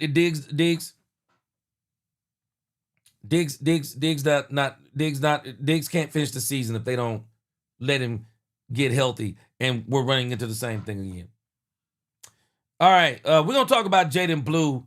Yeah, we'll talk about Jaden Blue in a moment. Eberflus is someone who means a lot to you, and you guys know him and have known him for a long time. Have you lost any confidence in his ability to get things on track based on what you've seen from the defense today and some of these games over the last few weeks? Yeah, I think after a game like this, you say, boy, we need to make some adjustments. What the truth is, probably some adjustments, more adjustments, maybe late in that second quarter, maybe some more adjustments, that's second guessing, maybe a little more pressure, second guessing. But where he does know how is to evaluate what he's trying to do, and is a good coach in coaching them up of correcting their mistakes and getting them in there. But yeah, I've seen him take players and units, and they improve and get better as he coaches them. I've seen that, and I've seen it more than once. And so he's a good coach. Thanks, guys. Yeah. Appreciate it.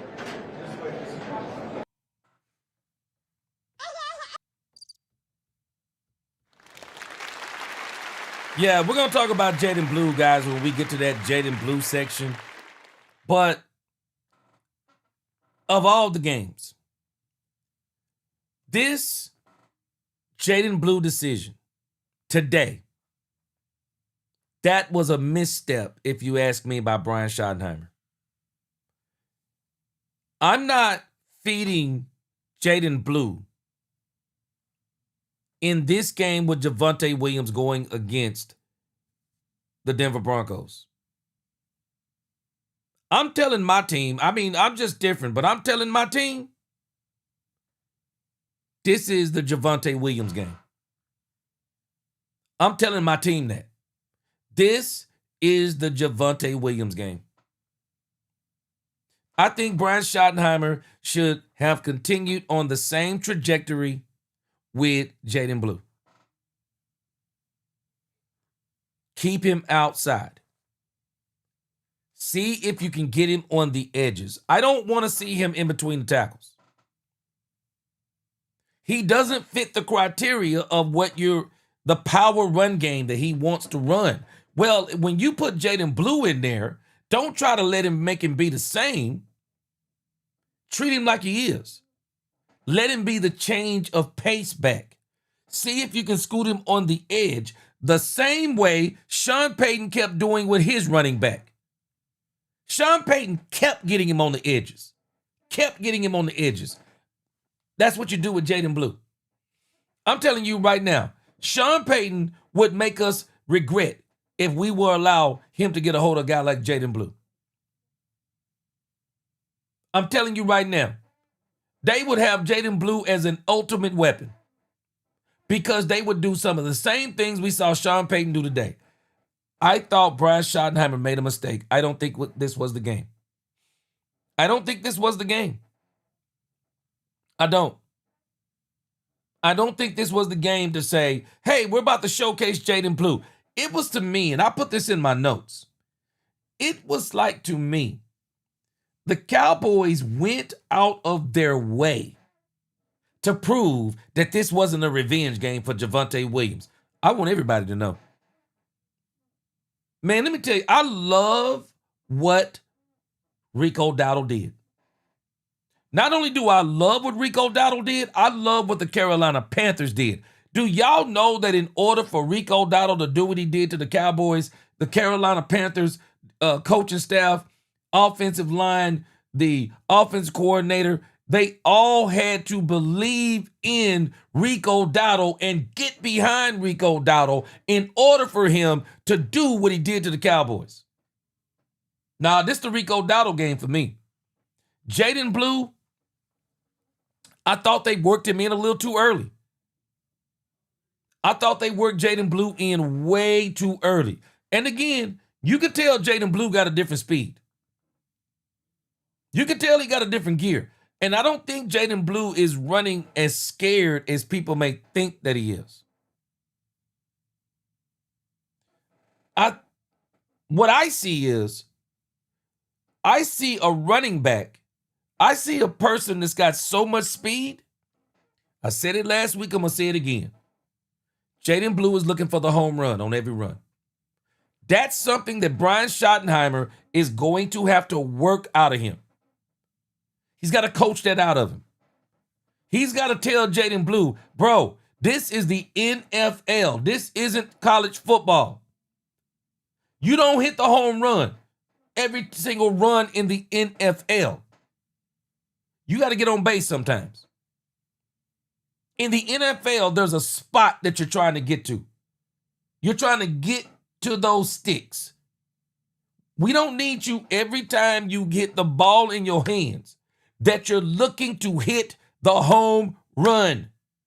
And we definitely don't need him running between the tackles, running in the piles. That's not what we need from Jaden Blue. And I thought Brian Schottenheimer, I was like, oh, this is way, way too early for Jaden Blue. Because I also think that Javonte Williams, he really needed to get in the flow of the game. He really needed to be fed, I think, on about 3 straight drives, just hammering and just punishing the Denver Broncos to soften that pass rush up. One of the things that happened to the Cowboys today and why it didn't work for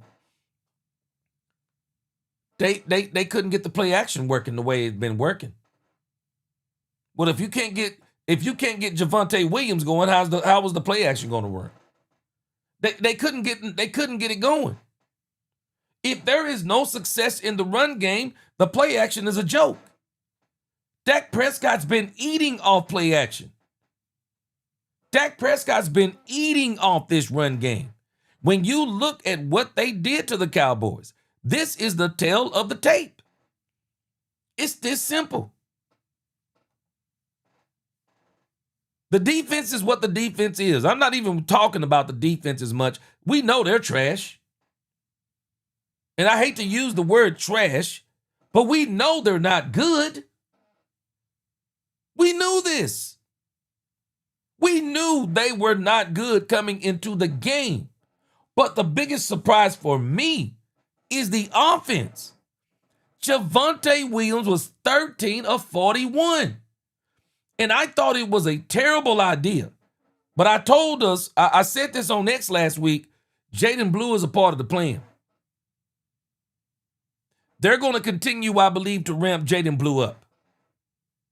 Now, it is what it is. Get mad, get glad with a heavyweight trash bag, as we say when we were children.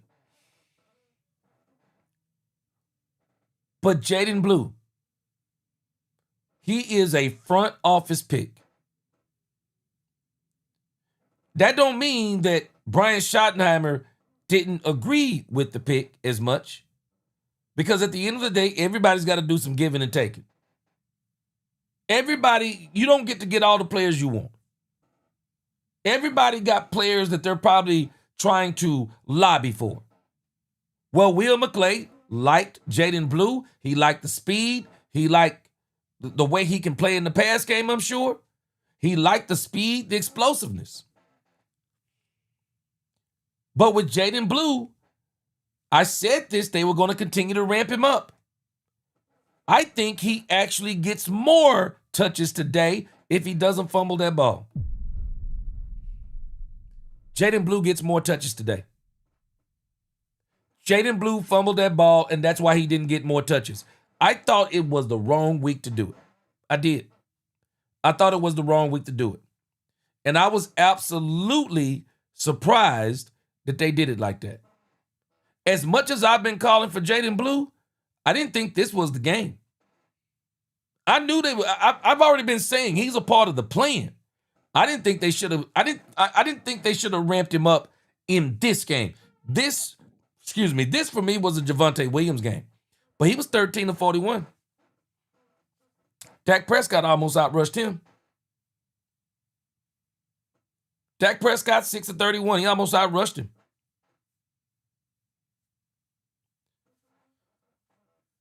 Dak fan for life. He says, yeah, G, go back and look. Lamb nicked himself on that same run play. When he got up, he was limping and left the field. Go back and look at it.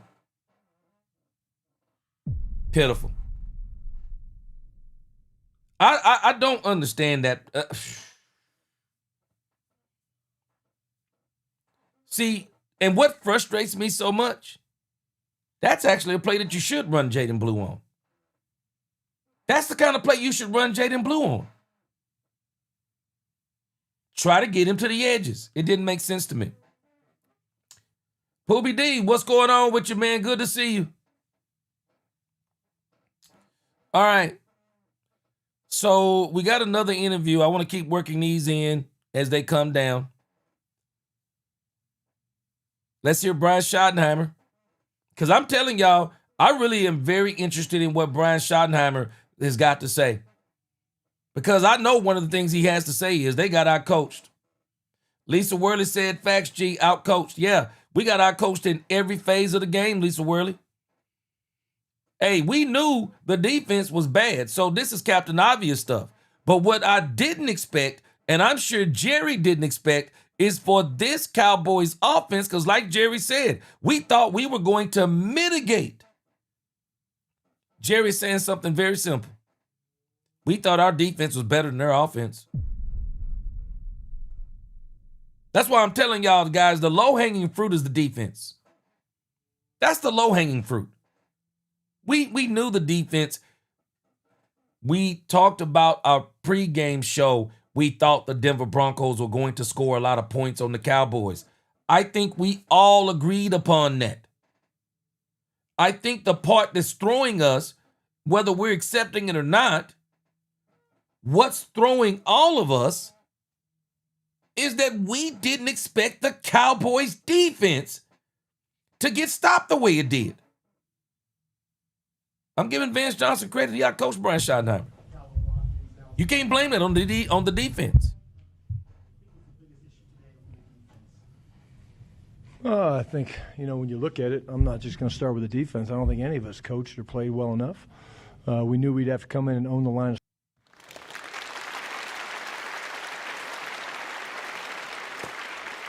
Own it, Brian Schottenheimer. Own it. He's owning it. I haven't even heard this interview. Brian Schottenheimer is saying the same thing I'm saying. No, they got whipped. He got out-coached.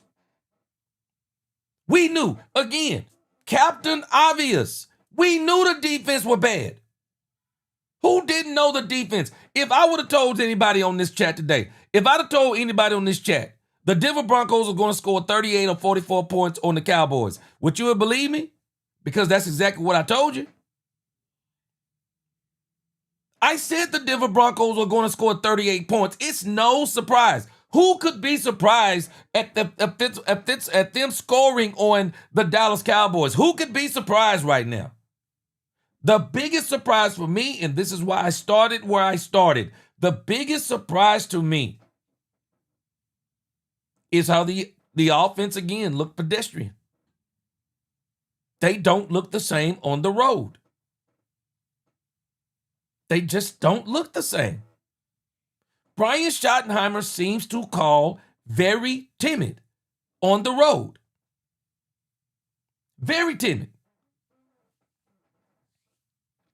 The 70s Fan Show, I agree with you. I think he wanted that Cowboys coaching job.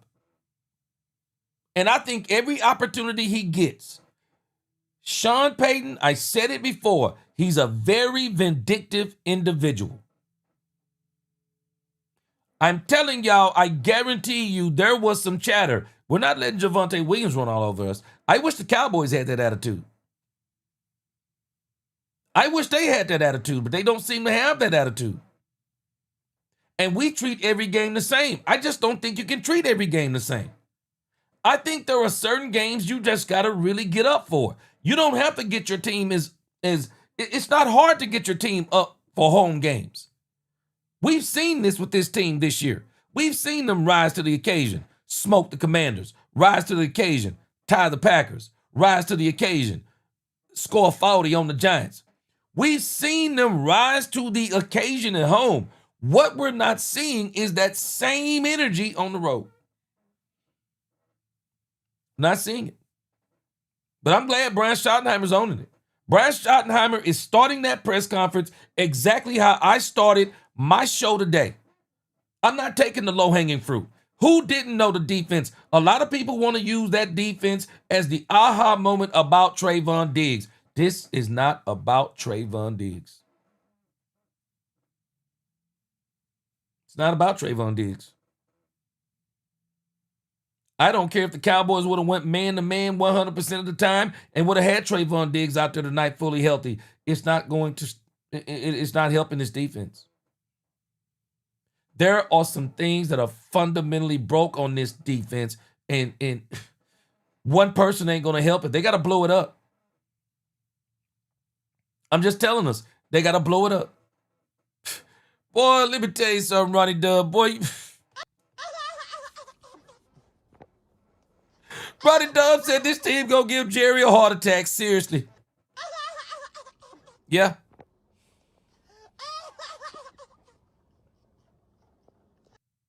Scrimmage. I think it started up. Gwen Bowden, I'm telling you, Gwen Bowden, me and you saw the same thing. The Cowboys came out flat. For as much as Traquez Bridges got his breaks, I mean, man, let me tell you something, boy. I don't know if y'all ever heard of these things called burnt ends in barbecue. Well, they turned Traquez Bridges into burnt ends. Man, I'm telling you, Sean Payton knows who that man's family is right now. Because everywhere Traquez Bridges was, Sean Payton was throwing the football.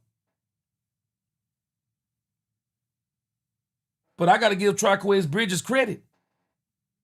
That joker came out in the beginning of this game, and he made what could have been the play of the game. And the Cowboys went down there and wet the bed. LaQueen said, I don't think Shotty and the other coaches are not watching film and scheming up plays to beat other teams and like they stop us. LaQueen, I don't think that. I'm with you. I just don't understand how you got Riley Moss on CeeDee Lamb and number 31 on George Pickens, and you ain't tearing these dudes up.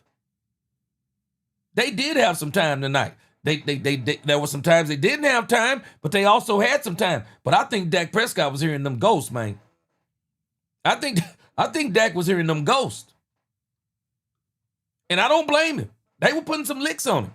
Ron Hanna said exactly, exploit the CD and Mouse matchup. Ron Hanna, I could almost hear CeeDee Lamb saying it. I don't even know what he was saying, but I think he was basically telling the sideline, this dude can't hold me. This dude can't hold me. I don't understand it. They could have got pass interference the whole game on Moss. He was no match for CeeDee Lamb. He was no match. Phoenix, they were. Even when they were not in Dak's face, Phoenix, I think Dak started seeing them doggone. I think Dak started, boy, man, I'm telling you, I think Dak started hearing them footsteps and seeing ghosts. I'm not telling you I blame him, because they put some licks on him. They really did. They put some licks on him. Ronnie Dub said, I don't understand why these coaches seem unable to change schemes mid-games. Say it. They don't do very good adjustments. Say it, I'm Ronnie Dub. You're right. They don't. They don't make very good adjustments. All right, let's check out Brian. He started the press conference. I'm glad he started it like this. This is why I told you I had heard nothing he said, but I started my show the same way. I'm not taking this low-hanging fruit of the defense. I'm not using that to try to make an excuse of, yeah, man, it's not about Diggs. It stunk when Diggs was here. It's not about Diggs. There is something more wrong with this team than a Trayvon Diggs and a Michael Parsons. With this defense, they got a lot of fixing to do.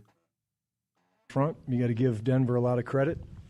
You know, I think they moved us around pretty good. Had some big explosive runs, and that's hard. But you know, I told the guys, I said, look, you know, it's one game. You know, we did not play well. We did not coach well.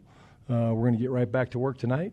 And if you let it bleed over into 2 and 3 games, then that means you're not a competitor, because this happens in this league. I agree with Brian Schottenheimer on that. Bro, it's time to move on to the Arizona Cardinals. It's time to move on to them, beat them at home. Go on the bye week. Let's go into the bye week with a victory. Let everybody get their body back right. Give CeeDee Lamb that week. And then let's look forward to the Marion Overshown. Rodney Evans said, Uncle G, they soft. Well, you know, think about this, Rodney. I said this on Saturday. I believe it's your running game that makes you a physical offense. When you can run the ball, that means that your offensive line is moving furniture.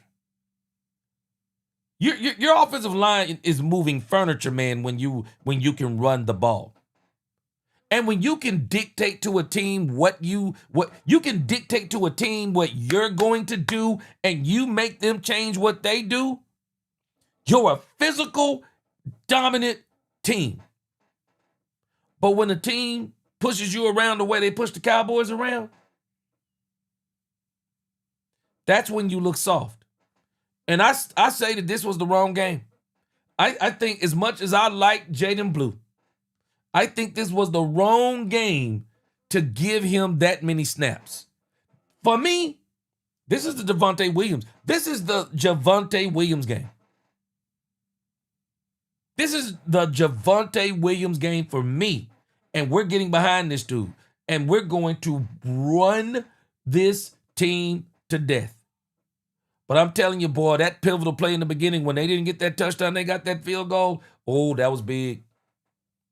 That was big.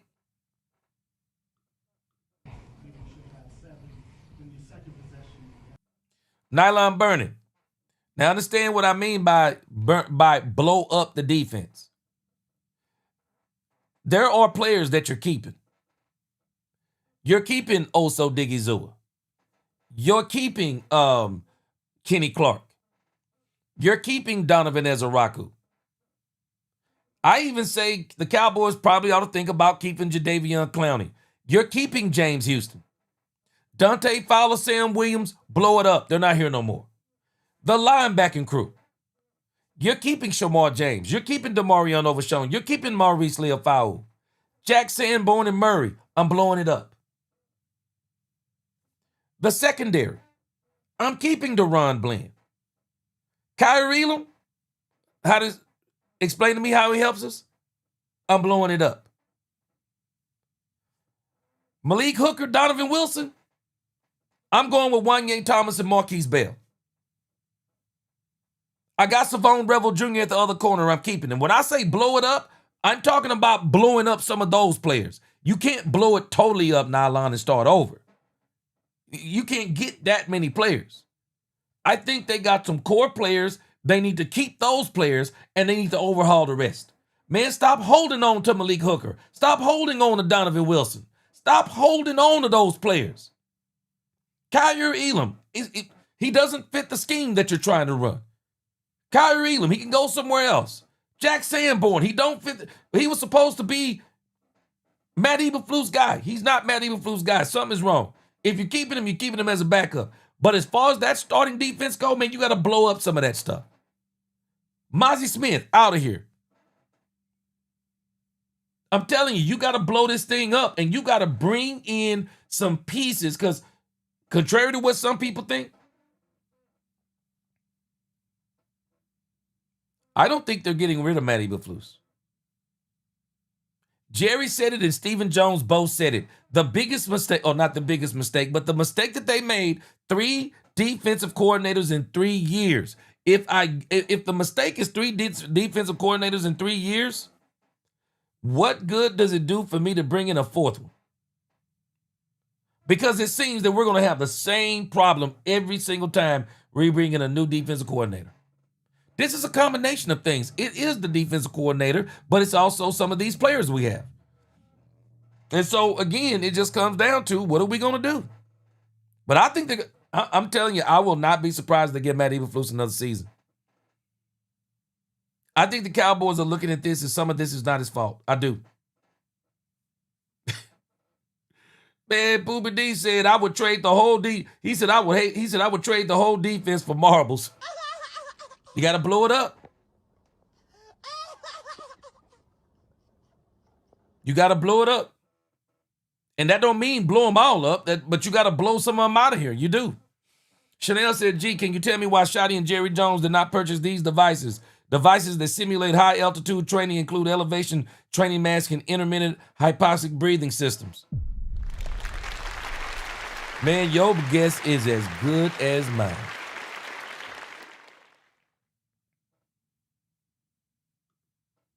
Muse, this is what I'm talking about. Muse says you can blame Jerry all you want to. Hey, Muse, let's use the term I keep using. That's low-hanging fruit. It comes down to him overall, but personnel is failing. Yeah, they're not fitting. They're not fitting. Chanel said those devices would have cost them $60. King Kong community. This is why I said they got outcoached. Brian's admitting it. They got outcoached. Yeah, definitely. I mean, a chance for sudden change. We get the turnover right away. We're down there on the half-yard line. I didn't see the penalty. But, the discipline, has to be better. I felt like there was 4 or 5 pre-snap penalties in the first half that definitely hurt us. You come into a tough place to play like this, you have to do a great job of having the discipline, and you got to score touchdowns. You got to score touchdowns. Because there's big momentum gains that happens when you do that. So, unfortunately, we did not do that. I thought the guys fought. I thought they battled. But now, again, is this not how I started the show? I hadn't even seen this thing on Brian Schottenheimer. This is exactly how I started the show. Exactly the way Brian is starting it. I'm not starting it on defense. That's low-hanging fruit. Everybody wants the low-hanging fruit because everybody wants to be right. Everybody wants to bash them for the whole Trayvon Diggs, because the people who say we don't like the front office because they love our guys are the same people who run around loving our guys and getting mad every time something happens to one of the guys they like. That's low-hanging fruit. This defense wasn't good with Trayvon Diggs, and it wasn't going to be good. I don't care if we were running 50% man-to-man right now. There are some fundamental things wrong with this defense. It's personnel, too. It's personnel, too. Is it the scheme, too? I think it is some of the scheme, but it's also the personnel. Now, see, some people are new to this, but anybody who's been following me know I reported on this when the season started. I said, this Matt Eberflus bend don't break defense is going to be a problem. Because I said it then and I'm going to say it again. When you have a bend, don't break defense, it requires super studs all over the field. Anytime somebody shows me a successful, quote unquote, bend, don't break defense, I'm going to show you a defense that has super studs everywhere. And they were not bending nor breaking. They were literally putting hands on people because they had super studs everywhere. When you don't have super studs everywhere, guys who can read, guys who can react. I forgot who somebody in the chat said something that I thought was it was very powerful. Man to man is more physically demanding. Zone is more mentally demanding. And some people like zone because you have to be a good surveyor of the field. You got to be able to read, but even more so, you got to be able to read. And if you're a super stud, you can read and react. See, when you got speed, strength, power, you can read and react. We don't have guys who can read and react. Bottom line on defense, some of our guys can't read and react. Watch when we watch this film, we're going to be amazed. We're going to be amazed because I said the problem for the Cowboys was going to be when Sean Payton started putting people in motion and moving people around. Even Brian Schottenheimer said the defense doesn't adjust well when people start shifting and moving. Well, if they don't adjust well, guess what I'm going to do? And Brian wasn't telling Sean Payton anything he didn't know. Sean Payton is a studier of the game. He came in and did what the Giants did, the Panthers did, and he did it too. Energy Plug said, "Gee, was it me or all we ran was dive right, dive left from shotgun, and then our pass play was comeback routes just like Mike McCarthy." Energy Plug, I said it. We got our coach, man. We got our coach. Ron Hanna said, "I'm starting to see a pattern. We coached scared against the Bears. We lost to the Panthers. We lost now this game. We look unprepared." The road games. Ron Hanna, the road games. We look unbeatable in the home games. We look like a different team in the home games, y'all. The road games, we don't look right. Yeah, Chanel said their offense and defense did not practice with these devices. It's obvious. Yes, sir. It's a great point. Shoot, Al Skunk. Hey, I ain't gonna debate you. Ran into a good team and got the brakes beat off of us. Skirt. Yep, got the brakes beat off of us. Shoot, wheels. Man, we got wheel assemblies and disc brakes flying all over the highway right now. All over the highway.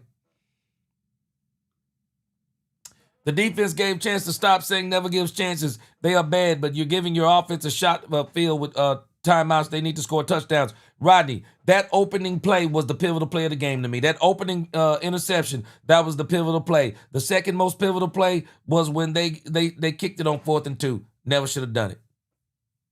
But again, Brian Schottenheimer is starting his press conference the same way I started my show.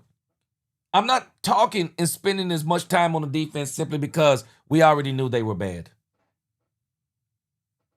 I kept prefacing last week. Remember, the Commanders were playing with the 4th, 5th, and 6th receiver. That game called for more man-to-man. It called for it. This game didn't call for more man-to-man. It called for some zone. But I don't think the zone is what beat the brakes off of us. What beat the brakes off of us was we couldn't stop the run. Couldn't stop it. Couldn't stop the run. They ran all over us. At the end of the day, we did not coach or play well enough today to beat a good football team.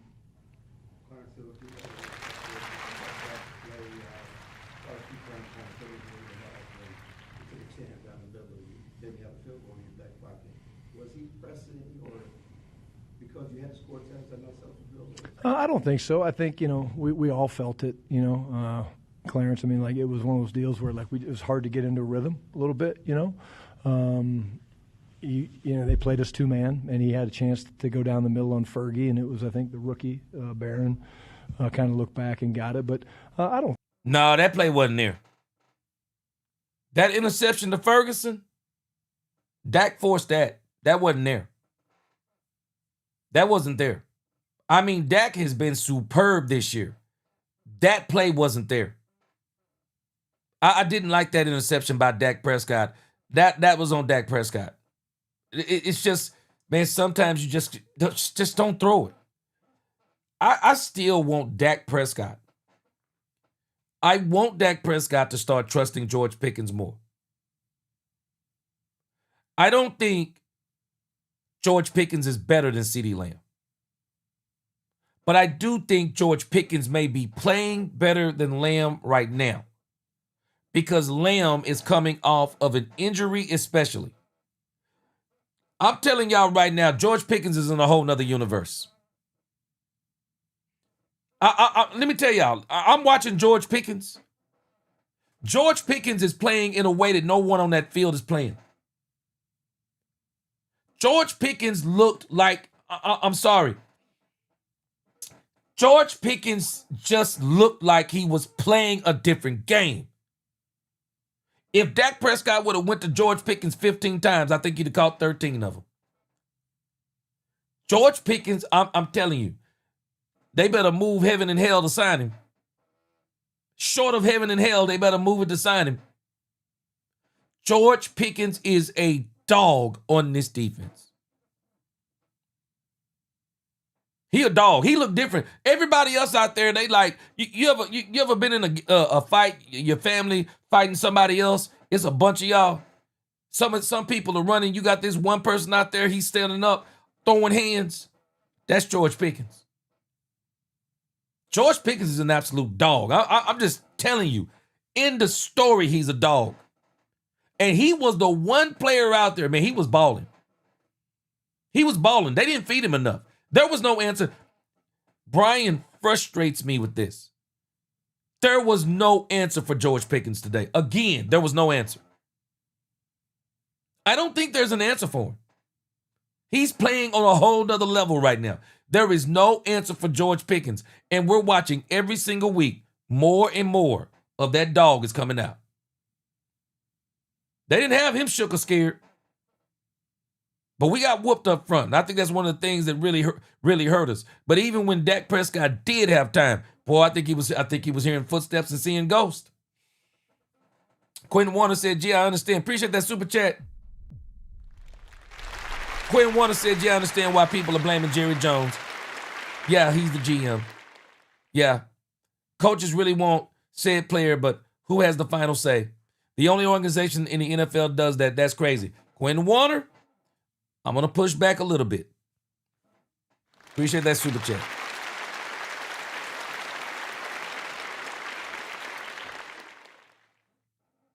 Who do you think wanted Javonte Williams?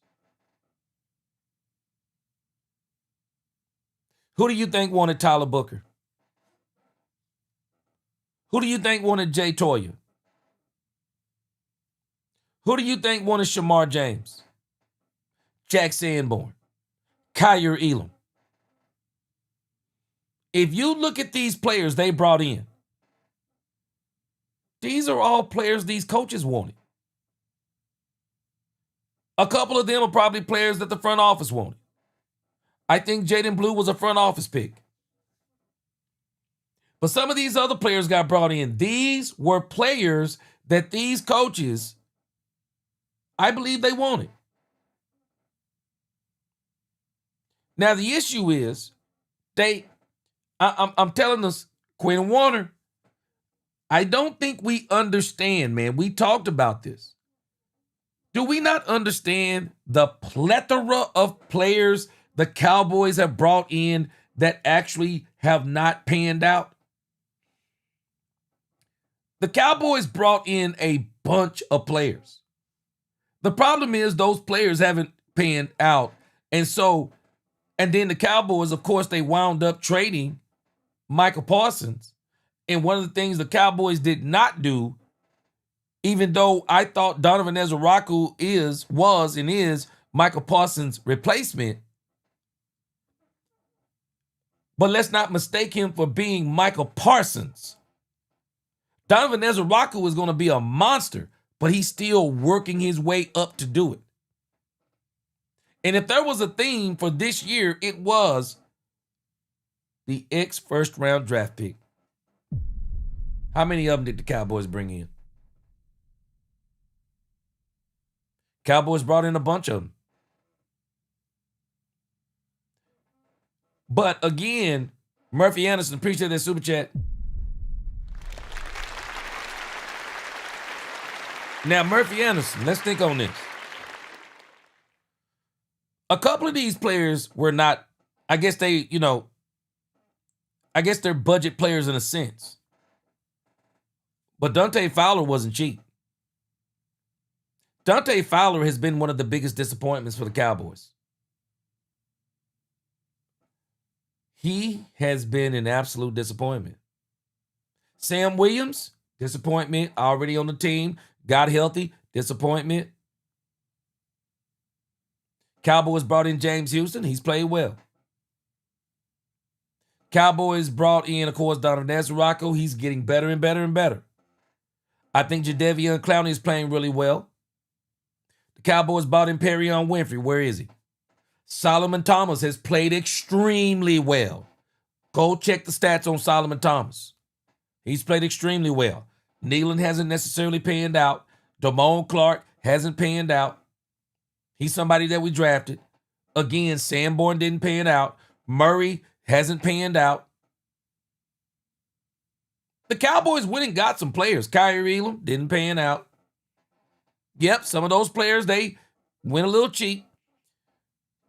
But I think those players are players that the Cowboys wanted to evaluate, see if they can be a part of the long-term plan. And if they and some of them are not going to be, and we're going to see the Cowboys go in free agency next year. And I think they're going to get some more 2 to 3 year players. But they got to blow it up a little bit. But again, I like how Brian has started. He's starting it the same way I did. Man, the defense is low-hanging fruit. The defense alone is not why they lost this game. They got outcoached. The one part of the one phase of the game, actually the 2 phases of the game, the Cowboys thought they could beat the Denver Broncos in. The Cowboys thought their offense was too much for the Denver Broncos defense, and it actually should have been when Surtain went out. It should have been. Got outcoached. The Cowboys thought they could win on special teams. Do y'all realize we got beat on special teams? I'm telling y'all, I don't think Turpin is running the same on the kickoff returns since the Cowboys have put him at that 3rd wide receiver spot. I don't like it. I don't like it. I think he needs to be a little bit more specialized. But again, let's keep going. I think so. I think, at the end of the day, Dak's done a great job of trying to just say each play is its own. And, I don't think that. I think that, but we have to win the takeover battle. We didn't do that. We've been doing that really, really well. And so, you have the one right before the half, then you have the other one right, down there late when we're fighting our butts off, try to get back in it. And that's not who we are. But, no, I don't think that it had him pressing or anything like that. I thought he pressed a little bit.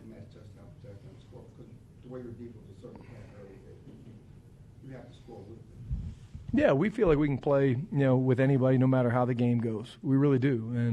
And again, unfortunately, today we did not capitalize. I really do think the first drive that we had, I think we need to come away with 7 there. That was disappointing that we didn't. But again, this is a good football team. Talking about us. That did not play very well today. We did not coach very well today. I wasn't very good today. I don't think Flus thinks he was very good today.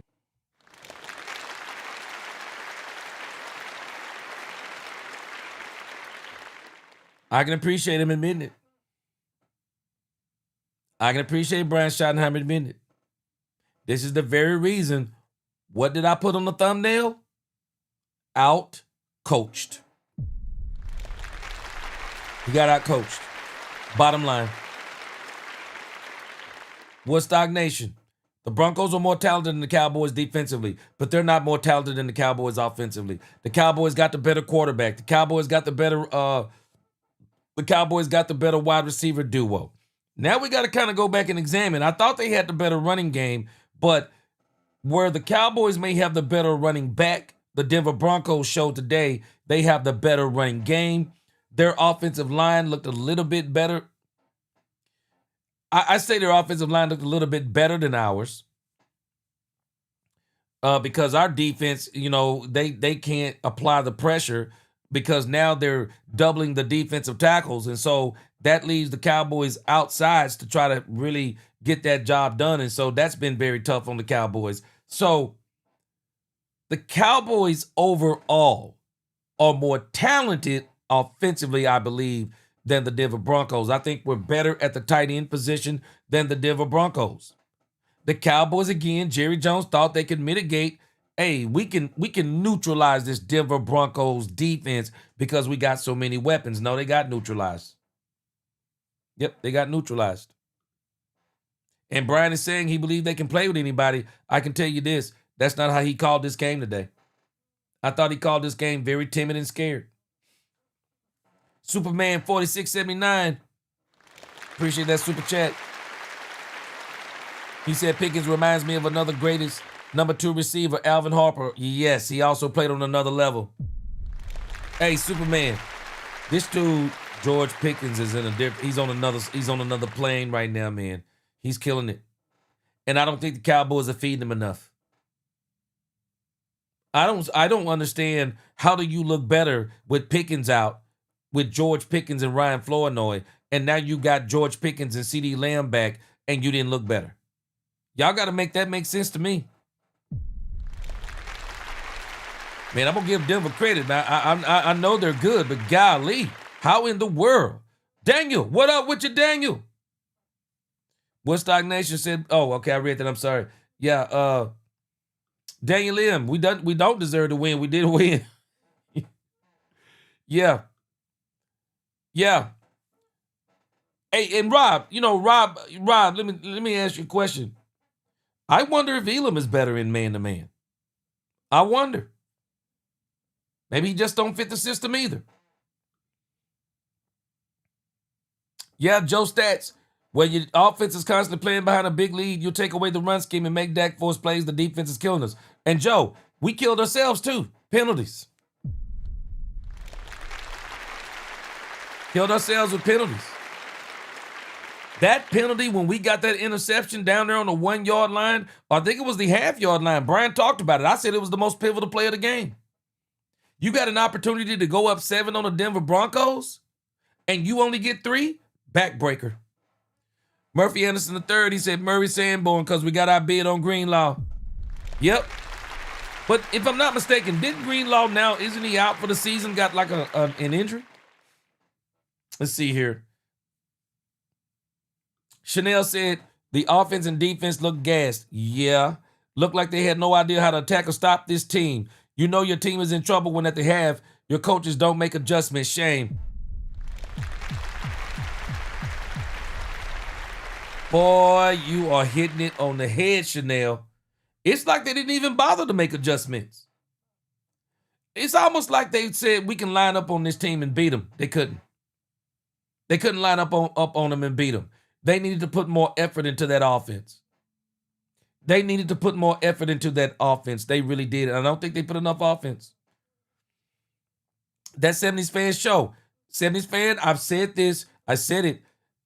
I don't like the way they played. I've said this for 2 weeks now. I don't think they should be playing Turpin at the traditional third receiver. This dude should be more of a gadget specialty guy. And the Cowboys are trying to run him like he's a third. And I'm telling you, I think that Dak, the bigger receivers. I just don't think Turpin fits that. But I think that Turpin fits what you want to do if you want to have big playability. But where's the big plays at? I mean, man, we're into week 8. What has Cavante Turpin done? It's week 8. I'd rather have Flournoy playing that. I'd rather have Tolbert, Flournoy, and Mingo. I'd rather have those three playing that third receiver. Clayton doesn't think he was good, very, very good today. So we'll look at it. We're going to look at it on the plane, and we've got the extra day this week to get ready for Arizona, and that's what we're going to do. That's what good teams do. I told the guys that. I said good teams, they look at it, they look in the mirror. Adversity is a good thing, and no one likes to lose, and it's a humbling league when you come in here and you play a good football team and you kind of get beat the way we did, but get back to work. Brian Todd, Archer, ESPN. You're 3-4-1, and you're saying you're a good football team. How do those two things match up? Yeah, I think, I see us every day, Todd. I do see us every day. I see what we're capable of. Here's the word that's coming back again, consistency. We're not very consistent, and we have to be more consistent. Yes, sir, Tony Cyphers. Last week we did a great job stopping the run. Tonight we didn't, and so therein lies a problem. Last couple games we've been protecting the football. Well, the problem is, Brian Schottenheimer, y'all were coaching against Cliff Kingsbury without his top three wide receivers. Sean Payton is a different animal. I'm going to give Sean Payton this. He can call plays. That joker can call plays, man. He can.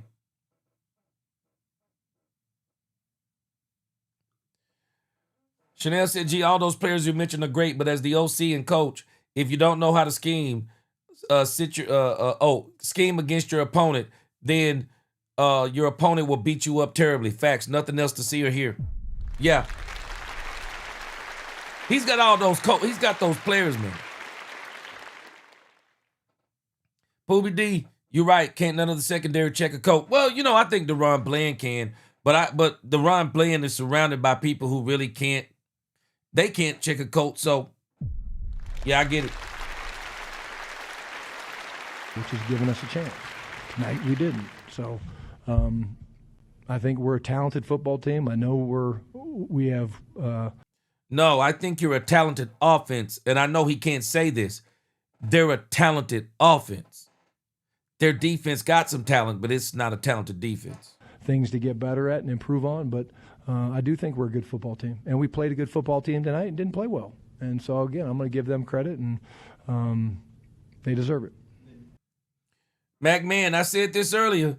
Shotty could have threw that play sheet away. Only call he needed was find Moss. I said it. Shoot, McMahon. Schwack, let me tell y'all something. Last week, I didn't know who Traquez Bridges was. Shoot, Trey Songz now. I bet the neighbors know his name. I bet the neighbors know Traquez Bridges' name. Shoot.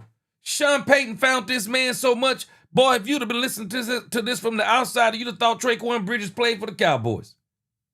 Shoot. Boy, Sean Payton found him everywhere he was. That joker couldn't hide, boy. Couldn't hide. Sean Payton, I think Sean Payton threw away the call sheet too. He said, hey, Bo Nix, wherever Traquez Bridges is, that's where I want you to throw it.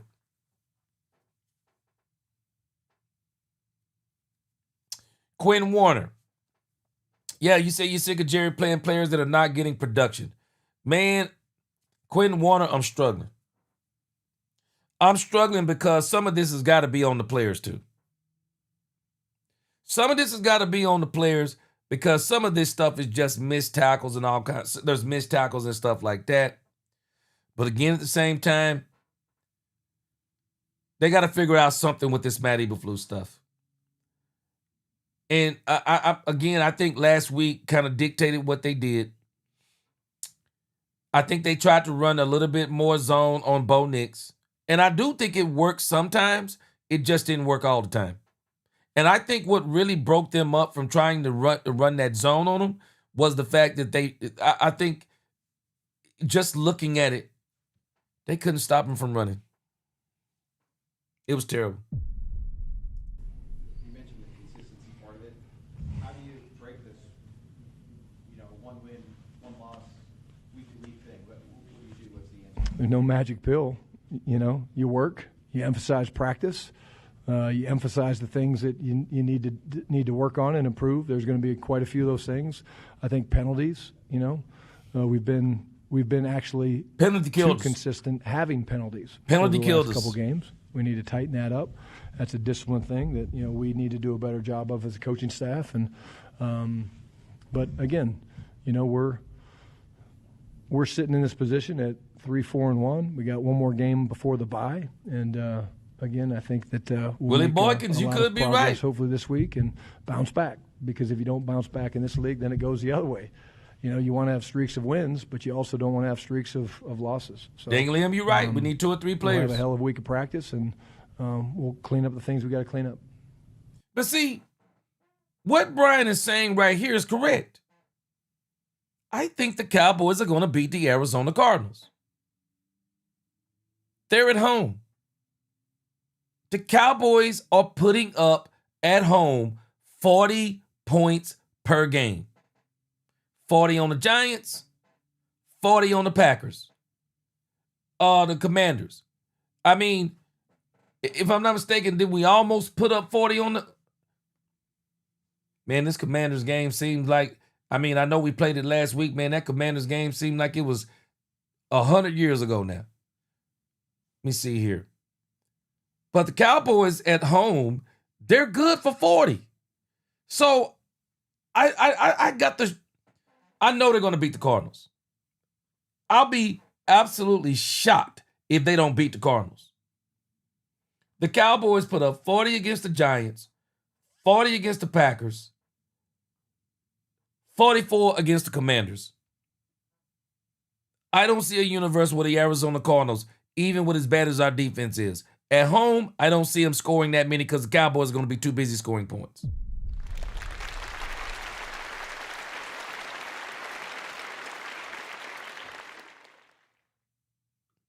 Chanel, Kenny Clark, and a lot of people don't realize, man, go back and look at how teams are playing the Cowboys. They're doubling those defensive tackles. They know that's the strength of the Cowboys defense. So they're doubling them. The same thing that people would do to us when we had Michael Parsons. It was simple. They would double Michael Parsons. Well, now they're doing it to the defensive tackles. It's not rocket science. Once you neutralize the Cowboys' defensive tackles, they become very vulnerable on defense. It's not rocket science. I also think another place where the Cowboys are hurting their defense is they keep allowing teams to get clean runs off the line of scrimmage. They it's like they're afraid to get to play the step up there and press, get some press in that zone. Get your hands on somebody as they running out. Get your hands on them. They letting them run clean through those zones. And that's why when they throw it to them, they're running right through. They're just running wide open out there, and that's what we're watching. Yeah, be honest. Be honest. What I said to him, John, I said, look, I said, if anybody feels like you coached or played well today, okay, raise your hand. And there was not a single hand that went up. I said, okay, I agree with that. I said, we have to learn from it. We have to fix it, Got beat up a little bit today, and there was a bunch of moving parts, and we were throwing guys in there on defense a little bit late, and they were attacking a few guys. But again, the biggest thing you do is you be honest. I'm never going to lie to these guys. I'm not. That's not who I am as a man. I'm going to always hold myself accountable. I'm always going to look at myself first. And like I said, adversity in this league is not a bad thing. The adversity is bad if it lets you affect you and if you let it begin to point fingers and, well, what about this and that? Our guys won't do that. It's a tight-knit again, I'm going to go back to the culture. The culture of this team is great. Those guys played hard. Proud of Joe Milton. Joe Milton went in there, mop-up duty, played well. Jalen Tolbert, guy that's fighting off for more playing time, makes a great catch. That's who we are as a football team from a culture standpoint, but we have to play better. We have to execute better. We have to coach better. We've got to call better plays. And that's what we'll get started on here in about an hour on the plane. And then in terms of the pre-snap penalties. Yeah, Ryan Hanna said this game was played out to stop our offense, and they did. Brian was out-coached. I said it. Brian admitted it too. Brian Schottenheimer is saying the same thing that I'm saying. It's low-hanging fruit to talk about how bad the Cowboys' defense is when this is what we've seen. We've seen the Cowboys defense be bad. We know what it is. But what happened to him is what shocked Jerry Jones. And frankly, it shocked me. I just couldn't believe, especially when Pat Surtain, when the best cornerback in the league goes out of the game, and you're telling me you can't find one of the biggest dogs in the yard on the field, George Pickens, against that defense, and CeeDee Lamb against Riley Moss? Man, I got problems. I got problems, man. That is, and you got out coached. Excuse me, point blank, you got out coached. They could have turned that game around. They didn't. Boy, don't say it. Don't say it, Darrell Bentley. I gotta give Shotty more time. Darrell Bentley says Shotty is McCarthy 2.0. Don't say it. Don't say it. I think he's better than Mike McCarthy, but we'll see. I think we will see. He's better than Mike McCarthy. I love a lot of things that he does. Yeah. Let me see something here. Let's see. What did my man Poobie D just say here? I think Poobie D, what you say? You done? We're done. Let me see again. Done with Diggs. I think that was something that you said there. Oh, Poobie D said done with Diggs. We should be done with the whole defense. Hey, Poobie D, we got a few players on there, though. We do. We got some players on there. On your guys' first offensive possession, when you guys get down there within the 5-yard line, is just crowd noise? Is that, I mean, you're playing one of the best home teams in the NFL. Why do you think that works? I don't know. We need to look at it. I want to see the play. I want to see the first one.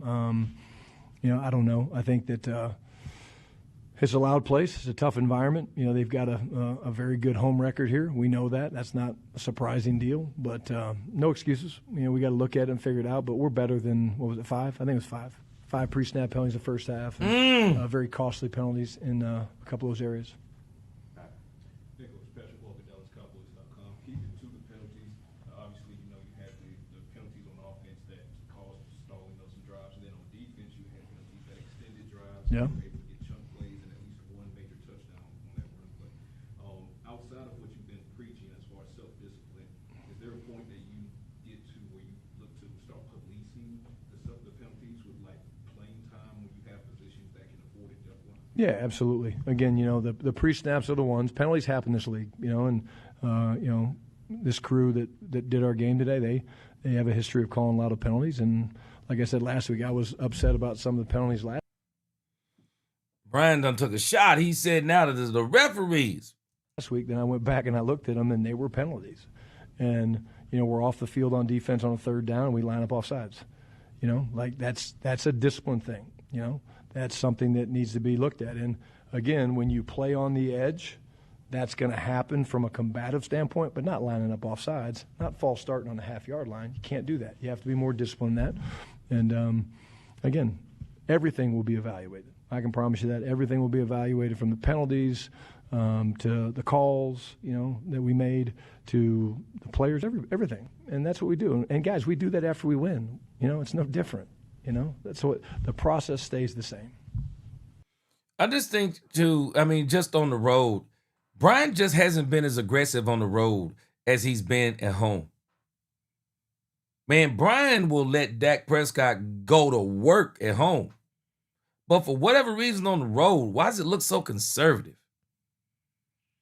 Yeah, Ron Hanna said we don't have that attitude, Gene. It's disappointing. We have the talent to compete, but not the mindset to execute. And we got some players that's got the mindset. But I think one of the things, like I said, they did to us today is I think they picked the wrong day to start trying to work Jaden Blue in. And I think they picked the wrong plays for Jaden Blue. I just don't think Jaden, you can't run him like Javonte Williams. You gotta run him different. You gotta run him different. And I know Brian got to know this. This dude is not a between, and sometimes, you know, I heard people saying stuff like he wanted to prove he was a between the tackles runner. That's not what he is. If that's what you're going to try to make him into, he ain't going to make it.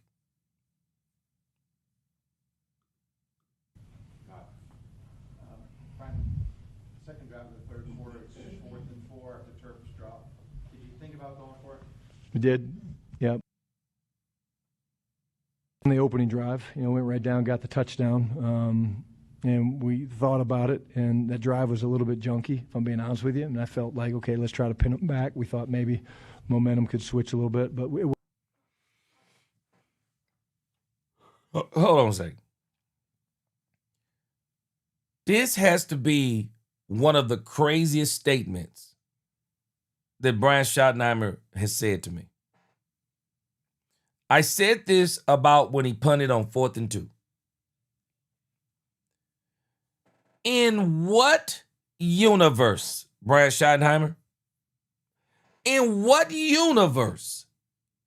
What, in this game especially, can you give me the evidence of where your defense was going to pin back the Denver Broncos and stop the Denver Broncos? Man, if I'm the Cowboys in this game, I'm going straight up Madden football in this joint. If it's 4th and less than 3, if it's 4th and 3 or less, man, I might even go borderline 4. If it's borderline 4 or less, I'm putting my team on notice. We going for it on 4th down. Well, they may score on us if we go for it on 4th down. They're going to score on us if we don't go for it on 4th down. Well, they may score on us if we give them a short field. They're going to score on us if we give them a long field. No. 4th and 3s, I know I'm going for it. 4th and 3s beyond the 50, we're going for it. 4th and 2 within the 50, we're going for it. Man, I'm not going out like no sucker. I'm going out swinging. There is no universe on this team that I'm going to say, we're going to pin this team back and see if the defense can make a stop. Man, come on. was discussed. We decided to punt it, and you know, I live with those decisions. And then with Trayvon going on IR, can you walk us through this? Yeah, you know, just, you know, after visiting with the medical staff, you know, we felt like the best interest of the team and Trayvon was to get him back healthy. You know, I mean, he missed last game. He was going to miss this game. You know, he's not through phase 1 yet of the concussion protocol. You know, the knee has been problematic throughout the season, and, you know, there's been games it's been like, hey, can he play, can he not? But, you know, he's a really good player, and we just. Now, see, y'all correct me if I'm wrong. When have we heard Trevon Diggs is dealing with a knee? Anybody heard this before today? Anybody heard this before they put him on IR? Because for all intents and purposes, people were saying that this dude came back early and it's a miracle and the training was great. And the crazy part is, he's not even having problems per se with the left knee. It's the right knee. But again, let's go back to something that I've heard. This phenomenon of overcompensation.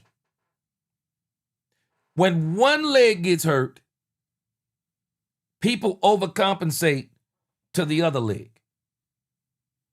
I told y'all this yesterday. My uncle got a hip replacement.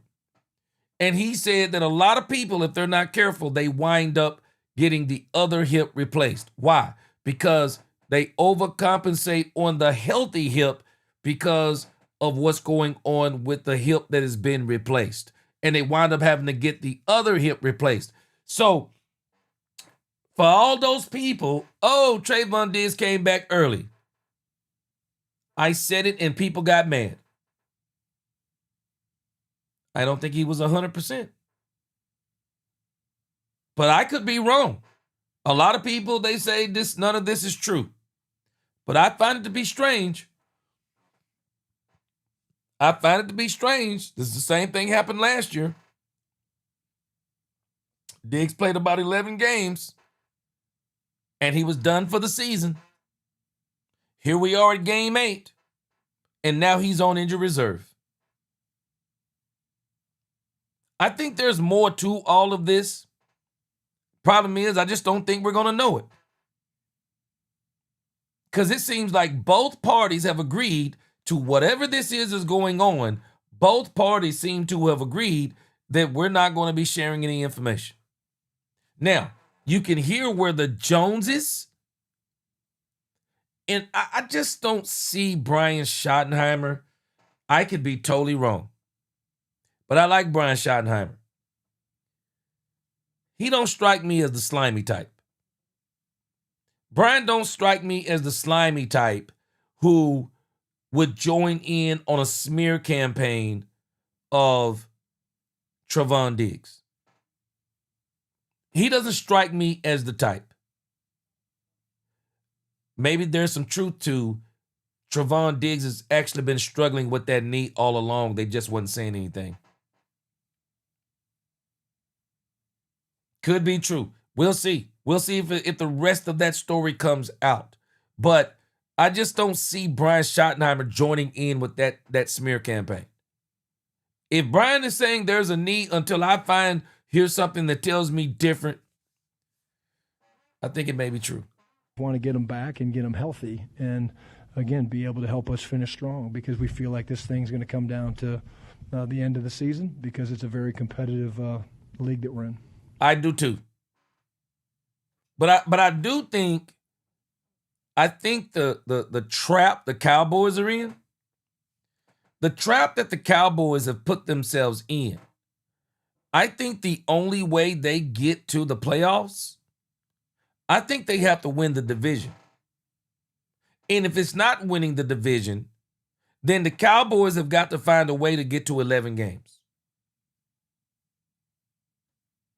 That is going to be a monumental task with the way the Cowboys defense is playing. We kind of went back last week. We kind of looked at the Cowboys' wins and losses and kind of pulling this up again, kind of what I created last week. The Cowboys have already thrown a little bit of a monkey wrench in this. They've already thrown a little bit of a monkey wrench. Because this game was supposed to be a win. So now the Cowboys have lost against the Denver Broncos. So now the Cowboys have lost against the Denver Broncos. This puts the Cowboys at 3 wins, 4 losses, and unfortunately, 1 tie, which might turn out to be fortunate. So now with the Cowboys at 3-4-1, I do believe the Cowboys are going to beat the Arizona Cardinals. And the reason why I'm saying this is because the Cowboys have put up 40, and 44. I see no reason why this trend doesn't continue. Brian Schottenheimer calls the games different. This team is playing different at home. They gotta fix this and start playing better on the road. So if the Cowboys beat the Arizona Cardinals, this puts the Dallas Cowboys at 4-4-1. I do believe the Cowboys are going to beat the Las Vegas Raiders, but I also believe that Pete Carroll and these guys are probably going to get up to play the Cowboys. But if the Cowboys beat the Raiders, that'll put them at 5-4-1. I do think they beat the Eagles because it's the NFC East, and I think they're going to split that battle. The Kansas City Chiefs, question mark. Detroit Lions on the road? Woo! Boy, I ain't going to even lie to y'all. Detroit Lions on the road is going to be tough. Let's just say for the sake of argument, Cowboys lose to the Chiefs. Cowboys lose to Detroit. Let's use a hypothetical here. I do think the Cowboys can beat the Vikings. That would put them at 7 wins. Only reason why I'm thinking the Cowboys can beat the Chargers is that they are coming to Dallas, and Dallas has been pretty formidable at home. That'll be 8 wins. I do think the Cowboys got a chance at beating the Commanders and sweeping them. They almost swept them last year. And then now the Giants without Scatty-Boo. That would put the Cowboys at 10-5-1. That would put the Cowboys, 10-6-1. That would put the Cowboys at 10-6-1. And that's where that tie is going to be very pivotal. That tie is either going to help the Cowboys. That tie is either going to help the Cowboys or it's going to do the Cowboys in. So that's kind of where we're going to be with this thing with the Cowboys. And we're going to see how it turns out. So, again, I do agree with Brian Schottenheimer. I do think this season is going to come down to the parity in this league. Teams are beating teams that you say, oh, this team beat this team, so they're going to beat this team, and then they wind up losing to said team. So I do think it's going to come down to the wire in this playoff race, and I think the NFL has done this purposely, mysteriously. I'm just saying some things they've added. I think it's one of the reasons why they're doing this. I'm not going to say what that is, but I think y'all kind of know. And so the parity in this league, I think the Cowboys got a chance. But my problem is with the Cowboys, I don't see how this team can get better on defense. Because I don't think one move does it. I think Max Crosby helps. Overshown helps. Savon Revel Jr. helps if he comes and plays well. I just think it needs more than that. I do. He said after he's got to get himself in shape. Is that related to the knee where he's not been able to do enough to be in top condition? Yeah, you're limited. I mean, there's certain things you can't do, when you're limited with that. But yeah, Trayvon's gonna work his ass off to get back. He loves playing the game, and again, y'all tell me. This is the first time I'm hearing this stuff with about Trayvon Diggs' knee. This is the first time I'm hearing this. I mean, people were saying that this dude is owed an apology because he came back early and beat the odds. I said it when people started saying it. I said, the question isn't coming back early. The question is, will he endure the whole season?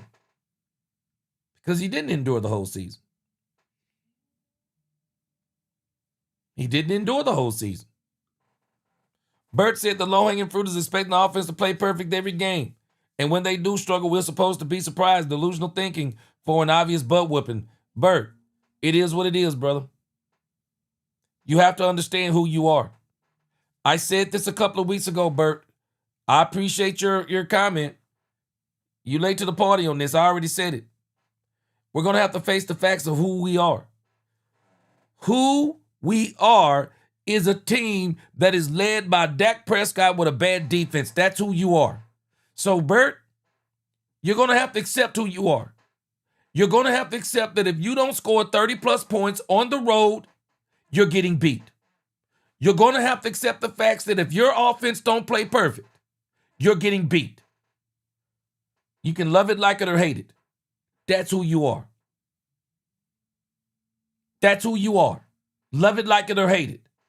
And you also got to understand that really isn't low-hanging fruit from this perspective.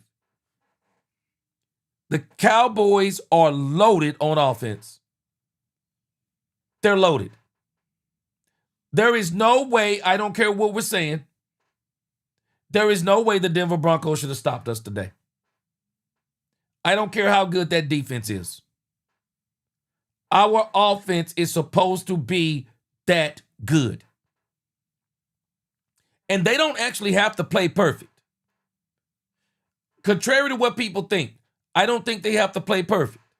Because to be honest with you, this offense is so good, I don't think they played perfect this season.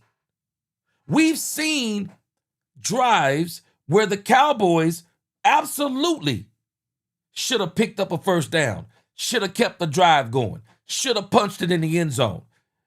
This offense, when it's running on all cylinders, this offense should be able to put up 50 points on almost any team.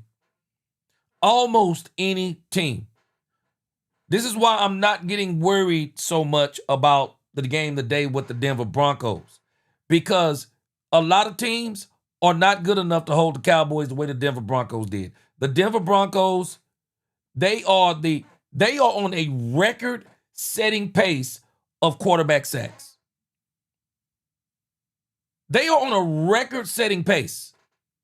I think before the game even started, they had 35 sacks on the season. They're on a record-setting pace. Arizona can't do that. A lot of teams can't do that. And I'm telling us, I think this is where Dak Prescott was today. I think that defense, man, they turned up the Goonies on Dak Prescott today. They turned the Goonies up on Dak Prescott. Shoot. Dak Prescott was hearing steps and voices. When he didn't have time sometime, and when he did have time sometime, he thought he didn't have time. They put the Goonies on Dak Prescott today, y'all, I'm telling you. My sister Angie, what's going on? I mean, Angie, Niecy, forgive me. My sister Niecy, what's going on? Niecy said, we need to get rid of these players you just named, but get players with a high football IQ and talent.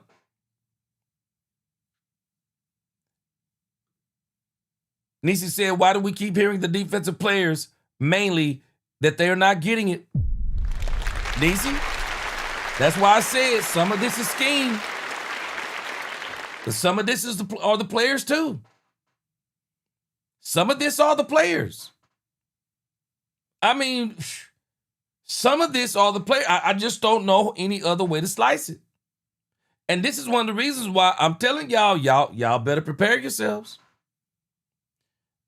I don't think Matt Eberflus is going anywhere. Niecy said they are not that physical. Yeah. Ron Hanna said, yes, sir, you've been saying it, G, but we bending too much, and it's breaking every game. We have good players, no studs on this defense. Ron Hanna, you remember what I said? The problem with these bend don't break defenses, boy, when they break, they break. When them bend don't break defenses break, they break. And the problem is, we don't have the studs. We don't have the studs to play that defense, because that defense requires people who are very good at reading and reacting. Niecy, I think you're on to something. We got to admit, some of these players, they can't read and react. They can't. They can't. They can't. Yeah, Niecy, Sean Payton, every chance he gets, he sticks it to the Cowboys. I think he's salty that the Cowboys didn't make him the head coach a few years ago. So every chance he get, he's going to stick it to us. I have no question in my mind that he'll do everything to get back, but part of the deal is, it's not just us, it's him, it's the training staff. And again, there's a lot of players like that right now, because I haven't gotten all the injury reports. I'll get that, on the plane or when I get back in the locker room, but we got pretty beat up today. Yeah, Denver was physical.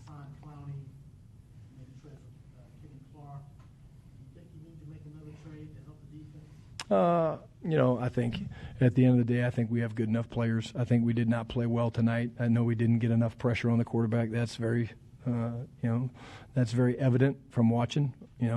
I thought we did a good job in some pass protection things offensively, but again, it comes down to owning the line of scrimmage, and we wanted to establish the run, which we struggled a little bit. They certainly owned the line of scrimmage in the run game against our defense, and same thing from a pass protection standpoint. So, when we talk about keys to victory, those are. And as Brian talking about the Cowboys didn't establish the run. As much as I like Jaden Blue, I'm going to say it and I'm going to say it again. This should have been the Javonte Williams game. And the focus of this game should have been feeding Javonte Williams. Javonte Williams should have had 20 to 25 snaps today. Runs. I mean, pure runs. But the Cowboys put themselves in a predicament. When they didn't score that touchdown off that turnover, they put themselves in a predicament. Because if they scored that touchdown, even if the Denver Broncos score, it's 0-0 because it's 7-7. The Cowboys can then still come down and continue to run the ball with Javonte Williams. I thought they tried to get doggone Jaden Blue involved way too early.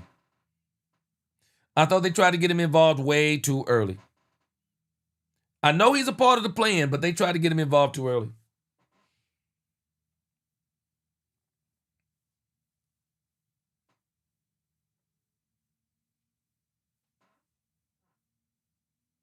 Yeah, they try to get him involved way too early.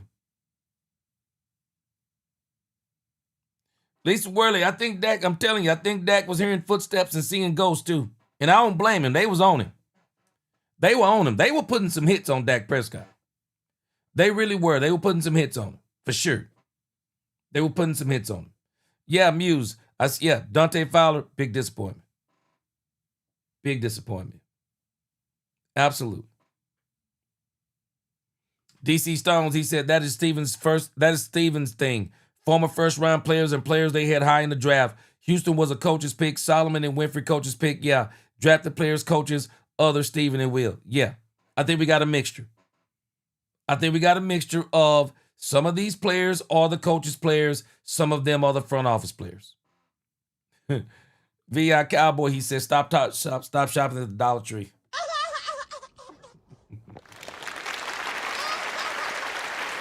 The things we have to do, we have to execute in those areas, and unfortunately, it was not to the standard that we need it to be. Does the lack of consistency with your team frustrate you a little bit? I think it frustrates all of us, because again, I said it, and Todd, asked the question, well, why do you think you're a good football team? Well, I think we have talent, we have weapons, we can score against anybody in the league. We've showed people we can play good run defense, and we can do those things. But yeah, you'd be crazy. I'd be lying to you if I said you don't get frustrated. We're better than that, but we didn't play good today. So you don't get on the plane and not turn on your iPad, and you don't. Chanel, I thought you made a very good point. In the 70s show, he asked the same question. I don't think the Cowboys would ever admit it, but maybe the altitude did get to him today. Maybe that altitude got to him. I don't think they'll admit it, but maybe it got to him today. Start pointing fingers at everybody else, and you don't say, oh, that's Clayton Adams' fault, No, that starts with me and the coordinators, and the players have to do their part, and we will do that. Just piggyback from that, you say you have good enough players, necessarily we can make a move, but the numbers on defense are egregious, points and yards and everything else. And maybe you have gotten better. It doesn't look like that all the time. And so if it's not the players, then what is it? Well, again, I think, there's been a lot of moving parts. I mean, we're playing with a lot of different, pieces, Clarence. So all of a sudden you got guys in there, we're shuffling people around and the green dot changes and all that stuff. But, again, we've taken a couple big steps in different weeks about stopping the run and stopping the pass and not giving up big plays. And, obviously on offense, we've got tremendous amount of weapons. Javonte's, talented. Dak is who he is. Dak is an incredible player that's going to give us a chance to win. And it's our job to get the most out of those guys and continue to put them in the right spots to play well and win. You said that they target some of your guys on defense. Maybe it's just too simple. But Surtain was out, and why didn't y'all target that area? We did. Yeah, we went after 21 a bunch. I think CD and George had 19, targets or something like that. We got a lot of. Nah, they didn't go after 21. I disagree with Brian on that. Nah, they didn't go after 21. Not the way Sean Payton was going after Triquez Bridges. Shoot, my wife was asking who Triquez Bridges was last week. She didn't ask who he was this week. Shoot, Sean Payton put the Trey Songz on him. Everybody know Triquez Bridges' name now. Now, that's how you go after a cornerback. No, they didn't go after they didn't go after Moss, and they didn't go after 31. No, they didn't go after him. When you go after them, you go after them vertically.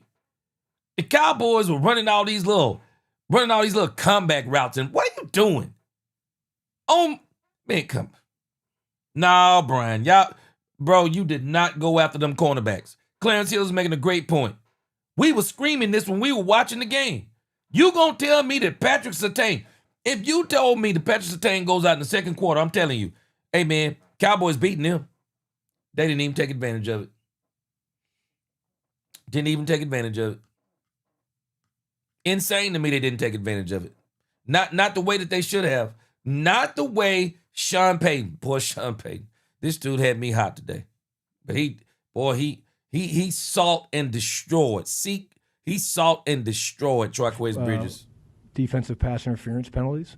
But believe me, we went after him. The one guy I say we didn't really get a chance to get after was the nickel 29. That was the one guy. But I do feel like we tried to go after the corners pretty good, and the yardage won't show as much but there were some PI penalties and stuff. Hey, now Bert, I like you. Hey, Bert, I like your comment. Bert, your comment, it's received well.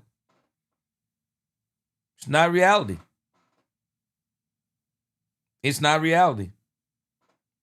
I'm gonna tell you, and I know you already know this. I'm gonna tell you the reality that I think me and you both know. If this offense doesn't score 40 points at home, if this offense can't score 30 plus points on the road, those are L's. Those are L's. I'm not telling you it's right. It don't have to be right for it to be true. Anybody can score on us. At this point, anybody can score on us. My son said today, we were laughing about it. My son said today, even struggling Geno Smith, I said today we were watching the game, I said, the Cowboys may actually have Geno Smith saying again, they wrote me off, but I never wrote back. The Cowboys, whether we like it or not, we have to accept this is who we are. We can complain about it, and I'm sure what the Cowboys are doing, they know who they are. You can't complain about it. All you can do is do what you can do. And if your offense is the strength of your team, well, you just go tell your team, we got to put up points. Win or lose. It's the only chance we have of winning. We have to put up points. I'm sorry. I know that don't sound right to nobody. But it's the bona fide truth. And one thing that I don't do is one thing I typically do not do is I do not argue against truth. I have to accept truth for what it is. And so rather than me fighting the truth, I have to accept the truth for what it is. And I have to live in that truth. And if we don't want to live in this truth, I don't know what else to tell you. You're going to have a terrible rest of the season because this is who we are. If we don't score 40 points or more per game at home, we're probably losing. Until the Cowboys prove to me that they don't score 40 points and win or tie, that's what we're watching. Bert, you can keep telling me what you're telling me because it don't make it true. If the Cowboys don't score points, they're not winning. We've seen it against the Chicago Bears. We've seen it against the Philadelphia Eagles. We've seen it against the Carolina Panthers. Now we've seen it against the Denver Broncos. We're not winning if we don't score bukus of points. People can love that, like that, or hate that, but that is who we are. Now, it don't do us no good. As my mama used to tell me when I was a kid, it don't do you no good to cry about it, because it don't change it. And I got news for us. It's going to take a little bit more than one player at the trade deadline to turn this thing around. It's going to take a little bit more. And so these Cowboys and us Cowboy fans, we got to accept what it is. Doggone it, this is who we are. And I'm not telling you I'm fine with it. I'm not telling you I'm good with it. I'm telling you that's who we are. Love it, like it, or hate it. That's who we are. Can you just explain on the first time you guys get down there, you got it, I think it was 2nd and 3 or whatever, and Pickens is singled up, and it wasn't Patrick Surtain on him. Why not just throw it up to George Pickens? Yeah. There's no safety help over the top. I don't remember this specific play. Did he throw it to CD? Is it the one he threw to CD? Yeah, I mean, it's kind of a good. There's progressions. It sounds easy and simple, and I understand that. But it was a certain route combination. Now that I remember the play, there was a route combination that he thought was a better look on the front side, and I'm never going to doubt Dak on that. I mean, he's going to make those decisions, and when you're blessed to have two guys like that, it's easy to second guess and say, well, throw it to the GP. Well, so what are we going to do, take CD out of the offense now? Like, I mean, that's not a good idea either. So, GL Adams, Ferguson did have one target, and that was that interception. At least as far as I know, that was the interception. The ball is going to get spread around, and they did a good job. Again, I'm going to keep saying, give them credit. They made the plays they had to make, and we did not, and that's what this league does to you. Lisa Worley, you've already heard me say it. And I agree with you. It's too early to give up. It's too early to give up on the season. And the reason why it's too early to give up on the season is the parity in this league is insane. But I do think the Cowboys have to be very careful, because I do think their best path to the playoffs is winning the division. Now, they're going to have an opportunity to win some games as this thing continues to go forward. And they're going to have an opportunity to catch up, I believe, with the Philadelphia Eagles. But all of this is predicated. This is predicated upon the Cowboys taking care of business. The Cowboys are going to have to win some games that they're going to have to win some games that they're supposed to win.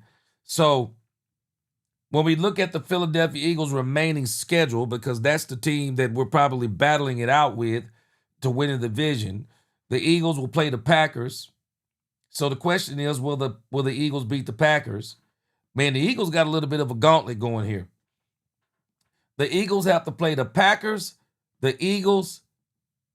Packers, the Lions, and the Cowboys. The Philadelphia Eagles could literally come out of this gauntlet 0-3. 0-3. Easy. They could lose all 3 of those games. Packers, Lions, Cowboys. And I think they're losing to the Cowboys. Chicago Bears, we'll see how they look when they play them. They got to go to the Chargers. They're going to beat the brakes off the Raiders, I believe. They're going to beat the Commanders, I believe. They got to play the Bills. That is probably going to be a loss to the Bills in December. And then they got to play the Washington Commanders. The Philadelphia Eagles, I'm telling y'all, they're not out of the woods. They are not out of the woods as far as winning this division. And I agree with Brian Schottenheimer. This is going to come down to the wire. The Cowboys got some games in there they're absolutely going to win. At the very least, the Cowboys are going to win, I believe, all of their home games. maybe with the exception of one. So if they win all of their home games, that's going to put the Cowboys at what? About what, 7 wins? 7 wins? That'll put them at 7 wins. They'll just have to pull off a couple of road wins against some of those teams like the Raiders, like the Vikings, that they should fully be able to beat, and the Commanders. They should be able to beat those teams. This is going to come down to the wire. Now, again, the Eagles are going to be hard to catch. The Eagles are 6-2. The Eagles are 6-2. They could very well lose the next 3 games and be 6-5. I believe the Cowboys are going to win their next 2 games and they're going to be 5-4. So when the Cowboys and the Eagles play, I think we're going to be watching both of them play for the first place in the NFC East. That game's in Dallas. I got my money on Dallas because if the trend continues, the Cowboys are going to be scoring 40 points a game at home still. So I'm going to put my money on the Cowboys. Man, I'm telling y'all now, I'm far from giving up on the Cowboys in this season. They're just Dr. Jekyll and Mr. Hyde. I mean, the defense, it is what it is. It's terrible. But the offense, I just don't think every team has the defense the Denver Broncos have. Even when you get the blueprint, if you don't have the tools, you can't build the blueprint. Every team is not the Denver. The Arizona Cardinals are not going to be able to come out and do what the Denver Broncos did. They don't have that same team. Ferguson didn't have a catch. Did they do a different job defending with boots than other teams? It doesn't look like that. They play real wide, Todd. They're a real wide, contained defense. They don't, they line up the wider than the widest. That's how they call it in this defense. Van Joseph's a hell of a coach, and they had a great plan. But yes, they do. They play some of the boots and movements a little bit different than most people. And but Fergie's a big part of what we want to do, and sometimes the ball doesn't find those guys. All right, thank you. Thanks, guys. Yeah, Bert, again, you're asking some good questions, but I'm just telling you what the answers are. None of us, I don't think, like the answer. But I think the answer is the answer that no one likes. The Cowboys could have overturned this game. The Cowboys made some vital mistakes. The penalties kill drives. The penalties kill field position. I've already said it, Bert. The 2 pivotal plays in this game. The Cowboys didn't score that touchdown when Triquez Bridges got that interception. They got a penalty it was on the goal line at the half-yard line. They set up for a field goal. And then on that 4th and 2, rather than going for it, they decided, as Brian Schottenheimer said, okay, you're going to pin them down deep and try to do what? Come on, Brian. There is no universe where you can say this defense, you're going to pin somebody back and win the game. You're not. Again, I'm just telling us, man, we can love what I'm saying, like what I'm saying, or hate what I'm saying, but it's the truth. This is not a way to live. It's not a way to go by a season. But you're going to have to accept you are what you are. If you don't score 40 points at home, you're losing. Until you show me that you can score less than 40 at home and win. If you don't score 35 on the road, you're losing. Bottom line, the road win the Cowboys have, how many points did they score against the New York Jets? 37. If you're not scoring 30 plus on the road and 40 plus at home, you're not winning. I don't care who that makes mad. Until the Cowboys show us something different, that's the facts. That is the absolute facts. Because the history is showing it. And so, again, I believe the Cowboys can get to that number. I think they can get the double-digit wins. Y'all got me rolling in the comments because some of y'all are saying, come on, G. I think they can get it.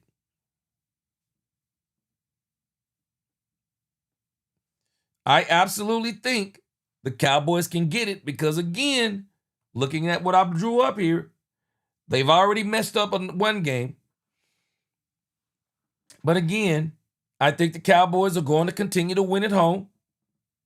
They're going to beat, I believe, Arizona at home. I believe they beat the Eagles at home. I think the Chiefs is going to be a tough one, but if the Cowboys can get in this gauntlet, the Cowboys are about to run. If the Cowboys can play the Raiders, the Eagles, the Chiefs, if they can come out of that 2-3, they're in good shape. 2-3. They got to beat the Eagles and they got to beat the Raiders. They'll be in good shape. And again, these last two games, I think the Cowboys can beat the Commanders and the Giants. I think they can beat them. I think the Cowboys can get the double-digit wins. But again, it is way too early, guys. I agree. It's way too early to be counting the Cowboys out. We're just going to have to keep watching because we don't know. They got to find a way to get 2 wins in a row. Because if they win one, lose one, they're going to be 8-8. But if they can get 2 in a row, they can get to maybe 9-8. Or what is it? 9 and they can get to 9-7-1. I do still say though the magic number for the Cowboys, it's either got to be 10 wins, or the Cowboys are going to have to flat out beat the Philadelphia Eagles and get this division. All right, Michael Schwer. He said you need to up that road point total. 35. Haven't done nothing today. Yes, sir. And Michael, I just did. You're going to have to score 40 at home and 35 on the road because the way they beat the New York Giants, they scored 37 points. I mean, the New York Jets, they scored 37. I'm just telling us the truth. We don't have to like it. But that's what the history is showing so far. They got to show us something different in order for us to see something different. And we haven't seen anything different. All right, so let me show you this real quick. We do got another interview from Dak Prescott. I'm sorry, we have another interview from Dak Prescott.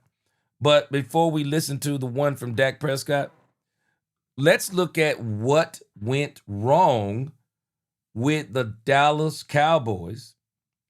And what I want to look at is the pregame show that we put together. The pregame show. Where was I right? We'll go over this again tomorrow. But I'd like to go over it also with us because I want you to see some of the stuff that I talked about needed to happen in this game didn't happen in this game. All right, let's look at this Dallas Cowboys preview show. Let's see what went wrong. What went wrong?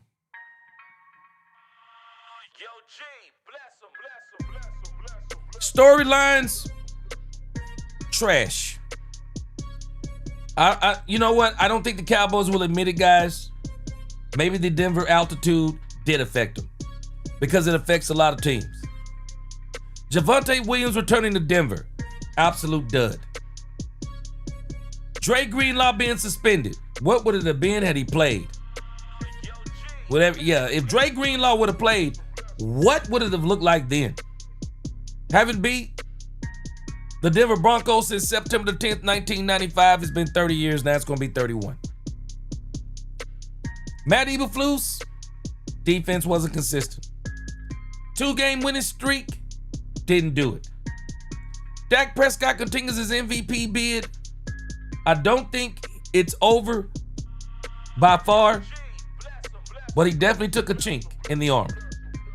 Trayvon Diggs, of course, didn't play. Cooper BB did not play. I think that affected the Cowboys too. I don't remember seeing Marshawn Nealon. Clark played. No Wanye Thomas. I'm not sure if I saw Johnny Cornelius. I don't think. Did he play? Let's look a little bit more here. What went wrong? Offensive keys, I said. Cowboys were going to have to run the ball 35 times. I said the Cowboys were going to have to run the ball 35 times. Let's look at the team stats on the player stats on this game. Hold on.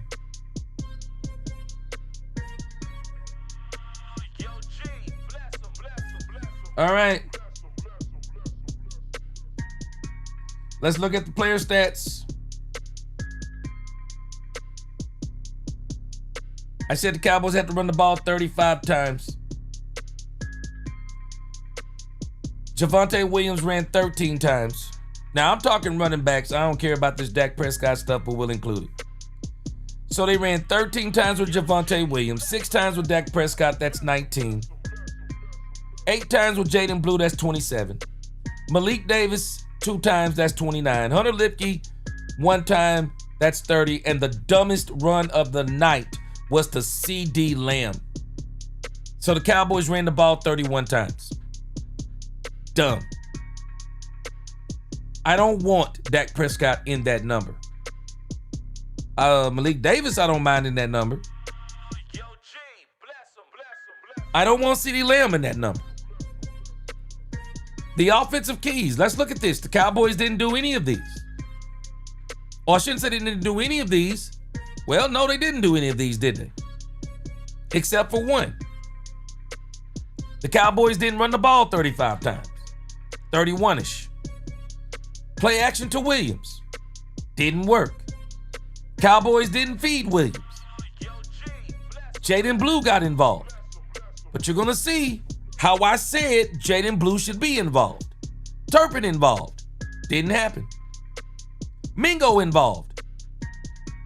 Not on the active roster. Protect Dak Prescott. They didn't do it. So they failed on the keys to the game, and this is why the door remained locked. Next up, let's go a little bit further. What did I say? Run the ball. I said run Blue 10 to 15 times. Run Javonte Williams 20 to 25 times. Didn't happen. Hunter Lipke at the fullback position running the ball. Ran it 1 time. Didn't work. I said minimal penalties.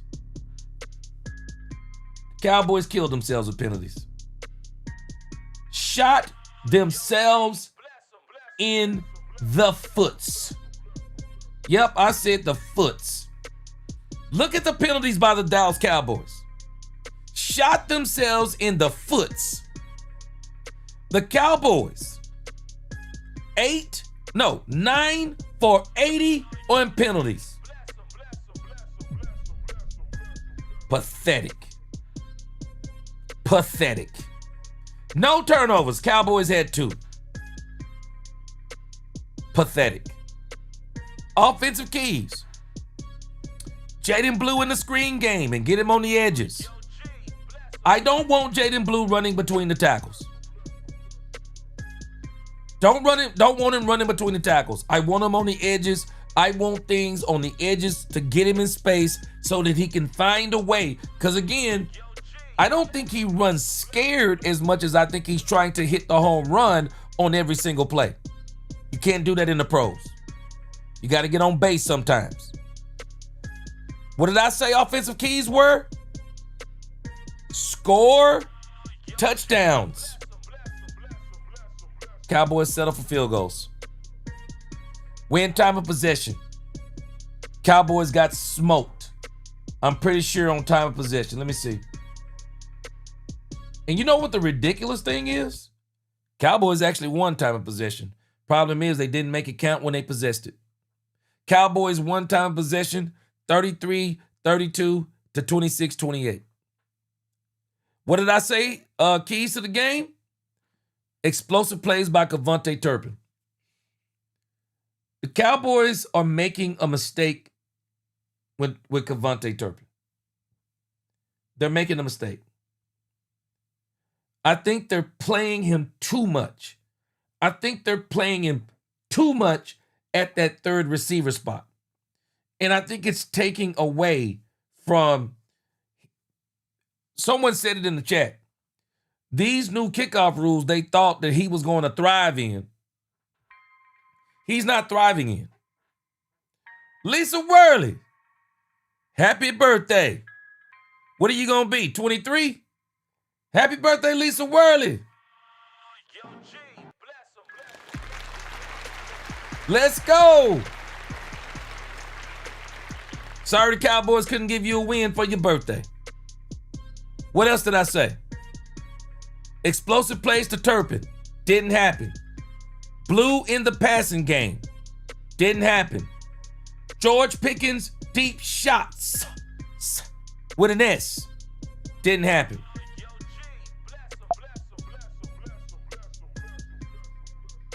Next up, defensive keys. What did I say? 3 and outs? Didn't happen. Spy and sack Bo Nix? Didn't happen. Gap integrity? Didn't happen. Stop the run? Didn't happen. 30% blitzing? Not sure. No big plays? Didn't happen. Ramp up Jadeveon Clowney? Not sure it happened. Ramp up Donovan Ezeraku? Not sure it happened. Marquise Bell in the blitz game? I don't think that happened. Marquise Bell played. Thomas didn't play. Play more cover 1 and man. Got to see how that turned out. Stop Denver's run game. Didn't happen. Keep blitzing. Don't think it happened enough. Back to the zone on Bo Nix. Happened and still got sliced. Play physical. Cowboys didn't play physical. Play aggressive. Cowboys didn't play aggressive. Spy and or contain Bo Nix. Didn't contain Bo Nix. Turn Bo Nix over. Didn't turn Bo Nix over. You know, you want to see why they lost?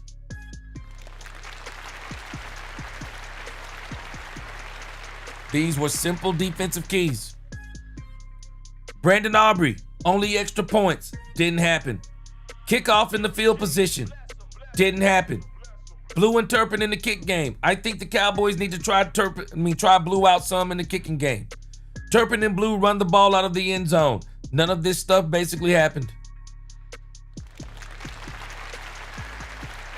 Now, my thoughts, as I said, I always say, if things go the way I'm thinking, I give a score of the Cowboys winning.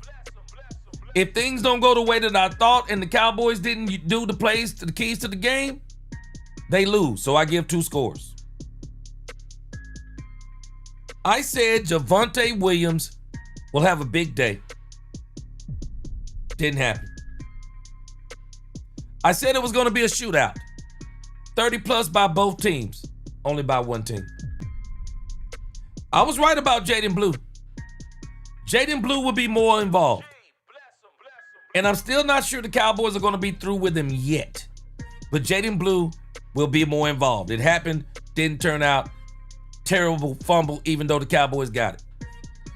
Turnovers will decide the victor. I'm not sure turnovers decided the victor. I think the Denver Broncos were already the victors and they got turnovers. Clowney will get a sack. Didn't happen. Ezeraku will get another sack. Didn't happen. Denver's defense will be a problem. It happened. It happened. Denver's defense was a problem. I said the Cowboys would score 41, the Broncos would score 38 if everything went good. Unfortunately, the Denver Broncos scored 44, and the Cowboys scored 24. I said if things went wrong, how many points did I say the Cowboys would score?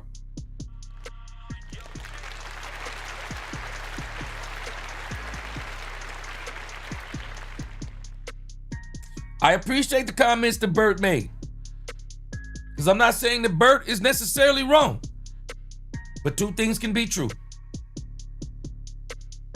I know we don't like to accept what I'm telling us. Yeah, our team, and no, they're not going to have to play a perfect game, but they're going to have to be dang near perfect. They're going to have to be dang near perfect, and they're going to have to put up some points. They're going to have to put up 40 points at home, and they're going to have to put up 35 plus points on the road. Because if they don't, they're going to lose. Lock and D, don't you worry. The Cowboys are going to make everybody mad again because the Cowboys are going to beat the Arizona Cardinals. They're going to be 4-1. Something crazy going to happen. Maybe the Eagles will lose. The Eagles will get beat and they'll fall another game back and everybody will be back where they were before. I'm not jumping off no bandwagon with the Cowboys. The Cowboys are still in it. This thing is going to be a finish to the end. The NFL is a battle of attrition. You never know when somebody's going to go down. You never know when something's going to happen to a team that changes their entire trajectory. You need some luck to win championships too. I think the Cowboys are going to be okay. This is how it turned out. I was right about the Cowboys scored 24 points. I just didn't know the Broncos are going to score 44 rather than 31. But I pretty much know on the road game, if the Cowboys don't score more than 27, they lose. Home game, until they show me different, the Cowboys either win or tie when they score 40 at home. And that's the facts, Jack. That's the facts. Just to kind of show you what I'm talking about here. If you just kind of look at this pattern the Cowboys have. Cowboys got a weird pattern, guys. And somewhere in here, the Cowboys have got to break this pattern. Let's look at the box score real quick on this again. Just again, some of these player stats. Very pedestrian by the Cowboys. It is what it is. They're not winning games if Dak Prescott is 19 of 31, 188 with 2 interceptions. They're not winning. They're not going to win if Javonte Williams is 13 of 41. They're not going to win if Jaden Blue is going to be. Now, Jaden Blue is going to get more involved. So we'll see what happens over the next couple of games. George Pickens, 7 for 78. I just don't think it was enough. CeeDee Lamb, 7 for 74. I don't think it was enough. Jalen Tolbert had a great catch, 2 for 47. Luke Schoonmaker is just not effective enough. Brevin Spanford's good in the run game. Javonte Williams. I mean, Ferg really hurt the Cowboys. How in the world does Ferguson have 0 catches today? How does Ferguson have 0 catches? Cavante Turpin had a -2 catch. What in the world? Okay, so it looks like Elijah Clark did play. Triquez Bridges had a rough day. The Cowboys had a rough day overall on defense. Just a rough day overall, man. It was just more of the same. More of the same. But that again, that is the box score. That is the box score for the Cowboys. And again, I just told you what went wrong. And I want to show you something else. The Cowboys on the road. I mean, when you look at this stuff, man, it's pretty fascinating. Just look at the Cowboys on the road. Just kind of looking at these scores. Cowboys on the road. 14 points. They did do 37 on the Jets. 27 points. 24 points. So we know something by looking at this schedule.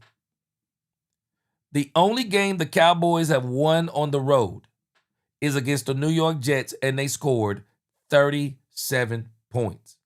So until I see something different, the only way the Cowboys win is they score 35 points on the road. Didn't do it against the Bears. Didn't do it against the Panthers. Now they didn't do it against the Broncos. They've scored 14, 27, and 24.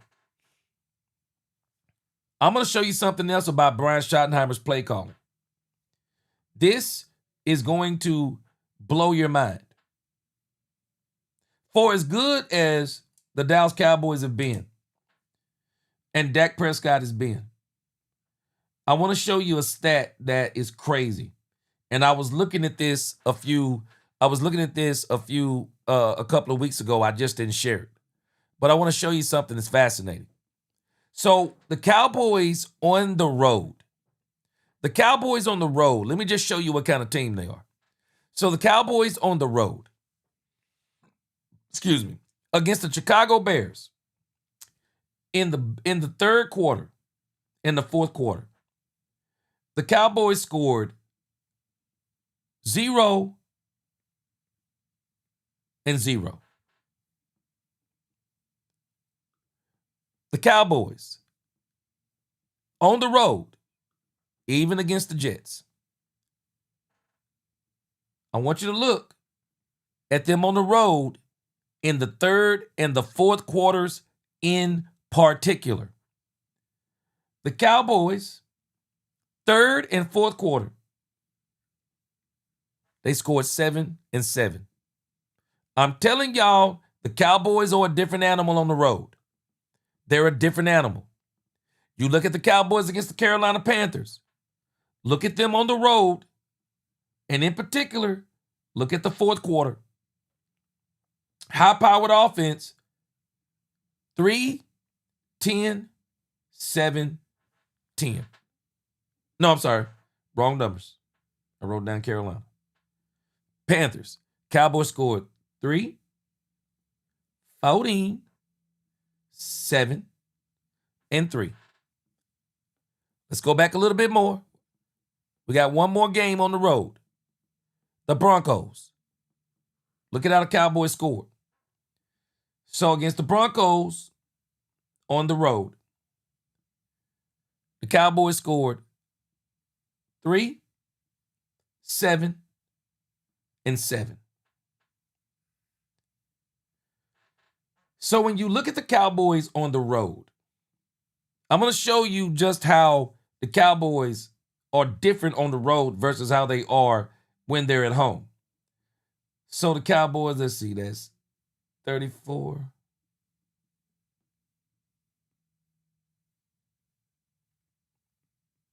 This is some spooky stuff when you see what these Cowboys are looking like. And let's go back and look. Now, these are the home games. Let's go back and look at these home games. And I'm going to show you all of this as I'm adding it up.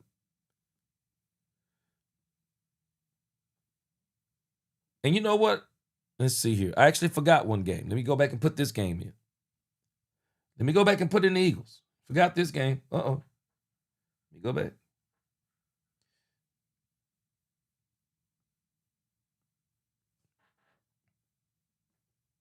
So we got the Eagles. These are all road games. Now, this Eagles game was a wild game. But I'm going to show you, again, another problem with the Cowboys as you look at this. Make sure. Yeah. Road.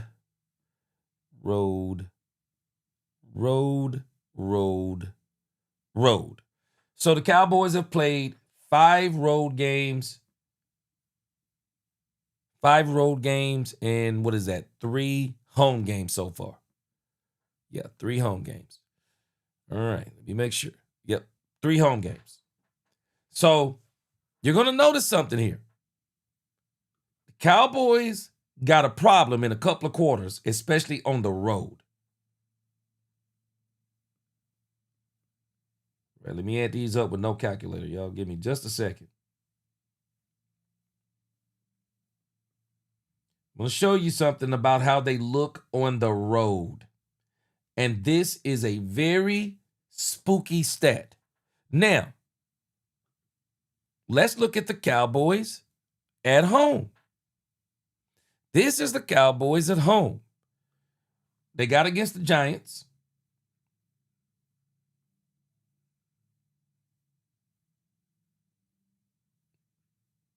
So we got 1, 2, 3, 4. Cowboys against the Giants, first quarter, 0, 10, 7, 20. The Packers, Cowboys, 0, 16, 7, 14. Then we got one more home game. Let's see. Commanders. Cowboys were 17, 10, 14, and 3. That game was a doggone anomaly. I mean, the Cowboys went video game numbers on, they went video game numbers on the doggone Commanders.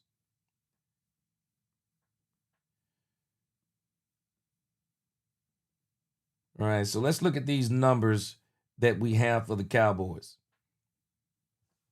Let's flip over here. So this is the Cowboys. To show you what kind of team the Cowboys are on the road versus what they are at home. And this is a problem. And I attribute this to some of the play calling that Brian Schottenheimer does. So look at them on the road in the first quarter, and you do see kind of a same trend in the first quarter at home. The Cowboys in the first quarter, with the exception of that doggone Commanders game, the Cowboys don't do well in the first quarter, even if you're looking at home. That Commanders game was the anomaly. They did 17 points in the first quarter. But you know where the Cowboys are absolutely deadly? They are deadly in the second quarter. The Cowboys get after teams in the second quarter. I mean, they put up points in bunches. And one of the things that the Cowboys have done extremely well is that the Cowboys have scored at the close of these quarters. In particular, the close of the first half. So when you look at their on the road, in the second quarter on the road, the Cowboys, they scored 52 points. At home, they scored 36 points. Now, this is where it gets scary for the Cowboys. Look at the Cowboys in the third quarters and the fourth quarters on the road. The Cowboys on the road. The Bears, 0-0, third and fourth quarter. The Jets, 1 touchdown. Panthers, 1 touchdown. Broncos, 1 touchdown. The Eagles, a blank. They scored on the road in the third quarter. They have scored a whopping 21 points in 5 games. When you look at them in the fourth quarter, it's even more spooky on the road. The Cowboys have scored a whopping 17 points combined. 5 games. 0 against the Bears, 7 against the Jets. They won that game. 3 against the Panthers, 7 against the Broncos, 0 against the Eagles. Strange, isn't it? All L's, with the exception of 1. All L's. Straight up L's. But at home, they're a different animal. Look at how the points just pour out in bunches on the road. I mean, at home. At home, they've had a problem scoring in the first quarter. But against the Commanders, they put up 17 points. This is actually an anomaly.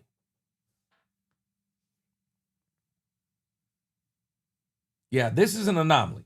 But they scored 17 points, right? But when you come over to the second quarter, they scored 36. This is in 3 games. But look at these numbers in 3 games compared to 5 games. These numbers are staggering. These boys are scoring, they've scored 28 points in 3 games in the third quarter at home. They've scored another 37 points in the fourth quarter at home.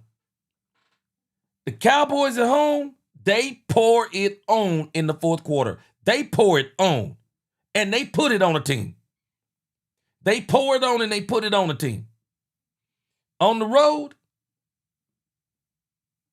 if the Cowboys, if they're not playing with a huge lead, like they were able to get on the Jets in the second quarter. Trying to do a perfect circle. It ain't working. We'll leave it there. If they don't get 20 points like they did against the Jets in that second quarter, the Cowboys are pretty pedestrian. 7 points, 7 points, 7, 3, 7, 7, 0, 0, 0, 0. This is why the Cowboys on the road are a different team. They're a different team on the road. Because when you look at them at home, man, they're scoring points, man. They're scoring points. Now, against the Commanders, they scored so many points early on, they didn't have to score no more. The Giants, of course, we already know. The Giants was a fight to the finish. That game went into overtime. And this is the tale of the Cowboys season.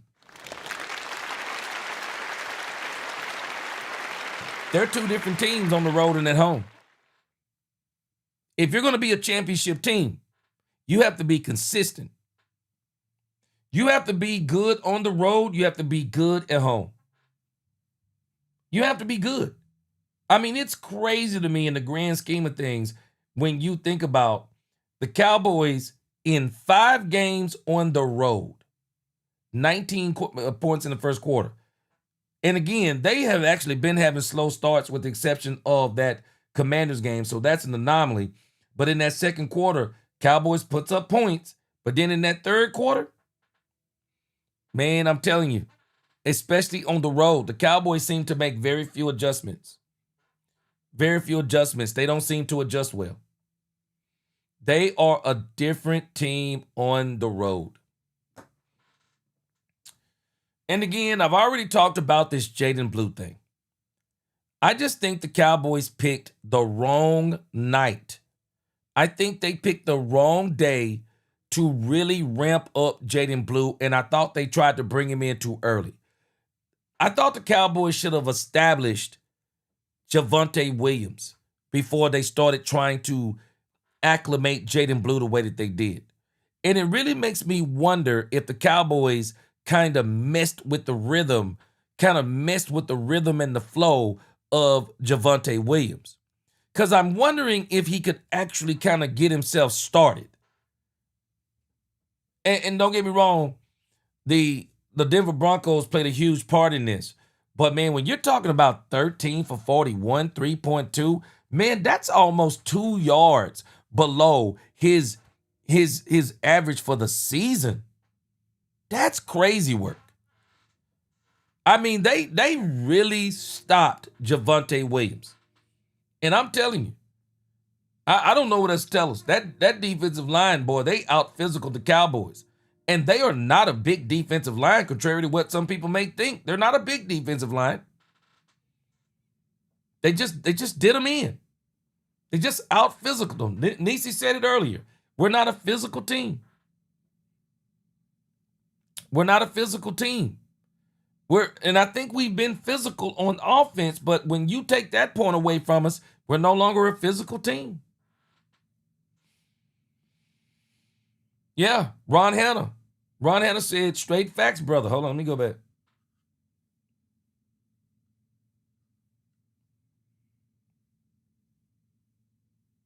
Yeah, Ron Hanna, though, he said, it's straight facts, brother. We are what we are. I mean, I'm telling us, man, people can, I'm not going to argue with you against what you're saying. We can't live in that world of scoring 35 points on the road and 40 points at home. Well, 2 things can be true. We don't have to like it, but that's the life we're living right now. I mean, love it, like it, or hate it. That's the life we're living right now. That's the life we're living. That's who we are. And again, I appreciate y'all. Y'all pushing back, boy. Y'all saying that this is not possible. Y'all got to tell me how it's not possible. How is this not possible? Y'all don't think we're going to beat the Arizona Cardinals and the Las Vegas Raiders? Because I can tell you right now, If we don't beat those two teams, we out of it, period. Yeah, we out of it, period. If we don't beat the Raiders and the Arizona Cardinals, we're out of it. We're out of it. But I don't think we're out of it because I think we're going to beat the Cardinals. I think we're going to beat the Cardinals. I do think the Raiders are going to give us problems. But I think we're going to pull it out against the Raiders, and I think we're going to get the Eagles. My big question mark, Chiefs, Lions. I'm going to switch a question mark. In actuality, I'm going to switch a question mark from the Giants because they no longer have Scattybo. They no longer have him.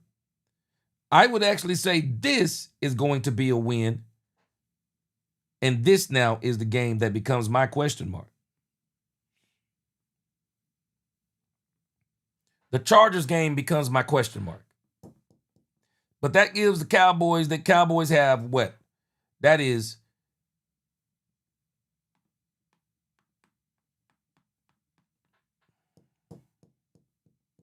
that's 9 games left.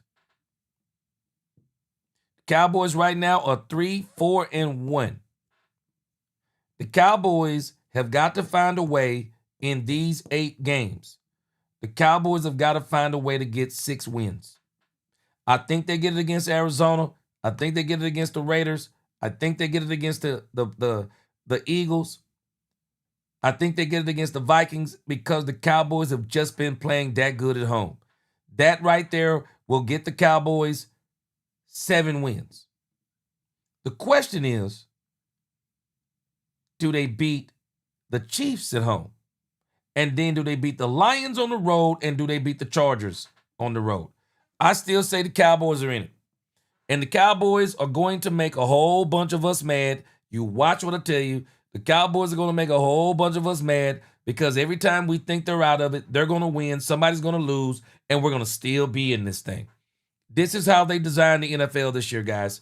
Y'all might not realize it, but there is something that they have implemented where they're making money hand over fist on this. This parity, you've heard Jerry Jones talking about it. This parity, the NFL is doing this on purpose. So any given Sunday, anybody can beat anybody. This is their goal. Cowboys not out of it. Ron Hanna said, yes, G, winning the division is our path. It is. I don't think we can get a wild card game. Too many teams ahead of us will be difficult to overcome. It will be. They got to find a way to beat. They got to find a way that at the end of the season, they got to find a way to be ahead of the Philadelphia Eagles. It's going to be tough. The Eagles are about to go through a tough stretch. They're about to go through a tough stretch. Yeah. Big Amish. If we're not scoring 40 points, we're not winning at home. Straight up facts.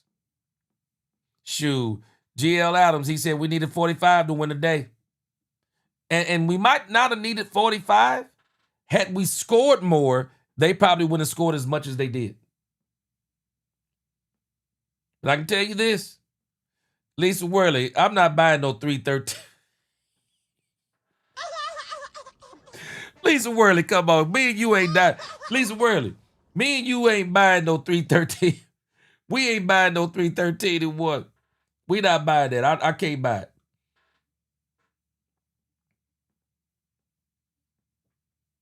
Oh, hold on a second. Let me read some super chats here. Appreciate y'all.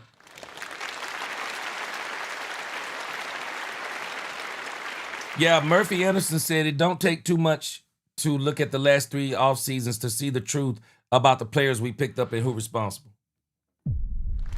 Now, Murphy Anderson. Let me throw a small disclaimer on your argument, Murphy.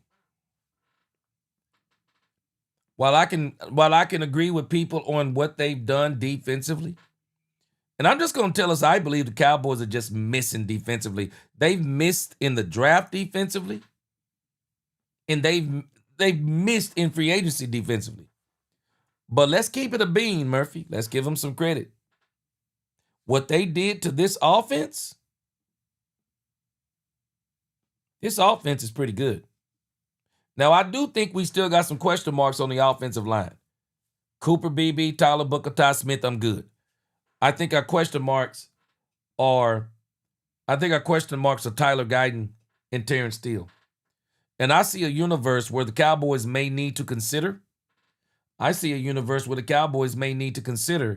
Moving Tyler Guyton to right tackle, cutting ties with Terrence Steele, and go out there in this doggone draft, and you get you a true left tackle.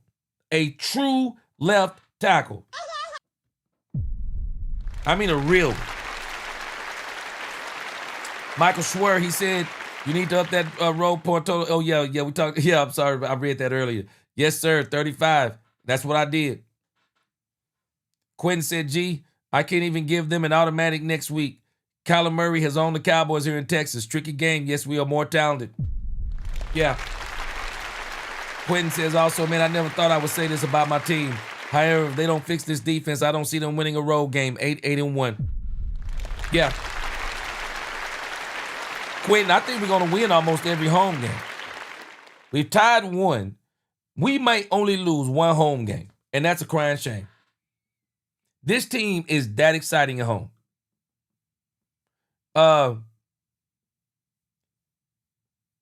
Quentin Warner said, gee, I think losing Jordan Lewis really hurt. Quentin, let me tell you something.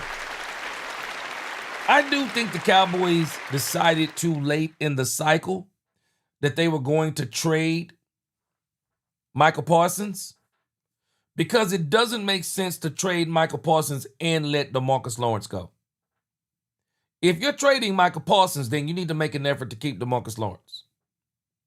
But that goes to show you, I don't think they originally were planning on trading Michael Parsons. I think that came way late in the cycle. I think it came a little too late in the cycle. Poor Too Tall Jones. Yeah, Ashton Genty got me worried. I'm not going to lie to you. Ashton Genty may have the game of the season against the Cowboys because, one, people get up to play the Cowboys. But I can tell you this, I'm holding out hope. This week, it is currently October the 4th. October the 4th. It is October 27th. Next Tuesday is October the 4th. Excuse me. I'm stuck on October. It's my birthday month. Next week is November the 4th. I am holding out hope that the Cowboys get Max Crosby. I'm holding out hope they get Max Crosby. And not only do they get Max Crosby, I'm holding out hope they get somebody else too. Because I think this team needs way more than one player. They need multiple players. Lisa said, that's right, G. Confidence, because if you don't have confidence, then stop watching the Cowboys and play and give up and sit down somewhere because you're not a real Cowboy fan giving up on us. Lisa Worley. I just think realistically looking at this season, the Cowboys still got a great chance to win. They're just going to have to live in the world I'm telling us they're living in. They're going to have to live in this world of scoring 40 at home, 35 on the road. That's the only way that's going to guarantee a win. Ron Hanna said, well, I see G insight on the outlook. The glass is half full, y'all. It's not empty. Yet now we lose to the Cardinals. Then it's time to... Yeah, we lose to the Cardinals. Boy, we lose to the Cardinals. I'm not gonna tell you. I'm not gonna tell you when I'm not gonna tell you I'm gonna cry on the screen on the stream, but I might cry off the stream. I might cry off the stream. I'm being 100% real with you. But again, I'm not gonna cry over no game. I did that back when I was a kid, but I'm just telling us. Whew. Cowboys gonna make everybody mad because they're gonna beat the Arizona Cardinals at home. They're going to beat the Arizona Cardinals at home. And then everybody's going to be thinking back at the Cowboys beat the Panthers. You know, that game with the Denver Broncos don't hurt as much. But when we losing Sunday, we need to be winning. Philly boy, he said, I'm sticking with 5 or 6 wins this season. Philly boy, 5 or 6?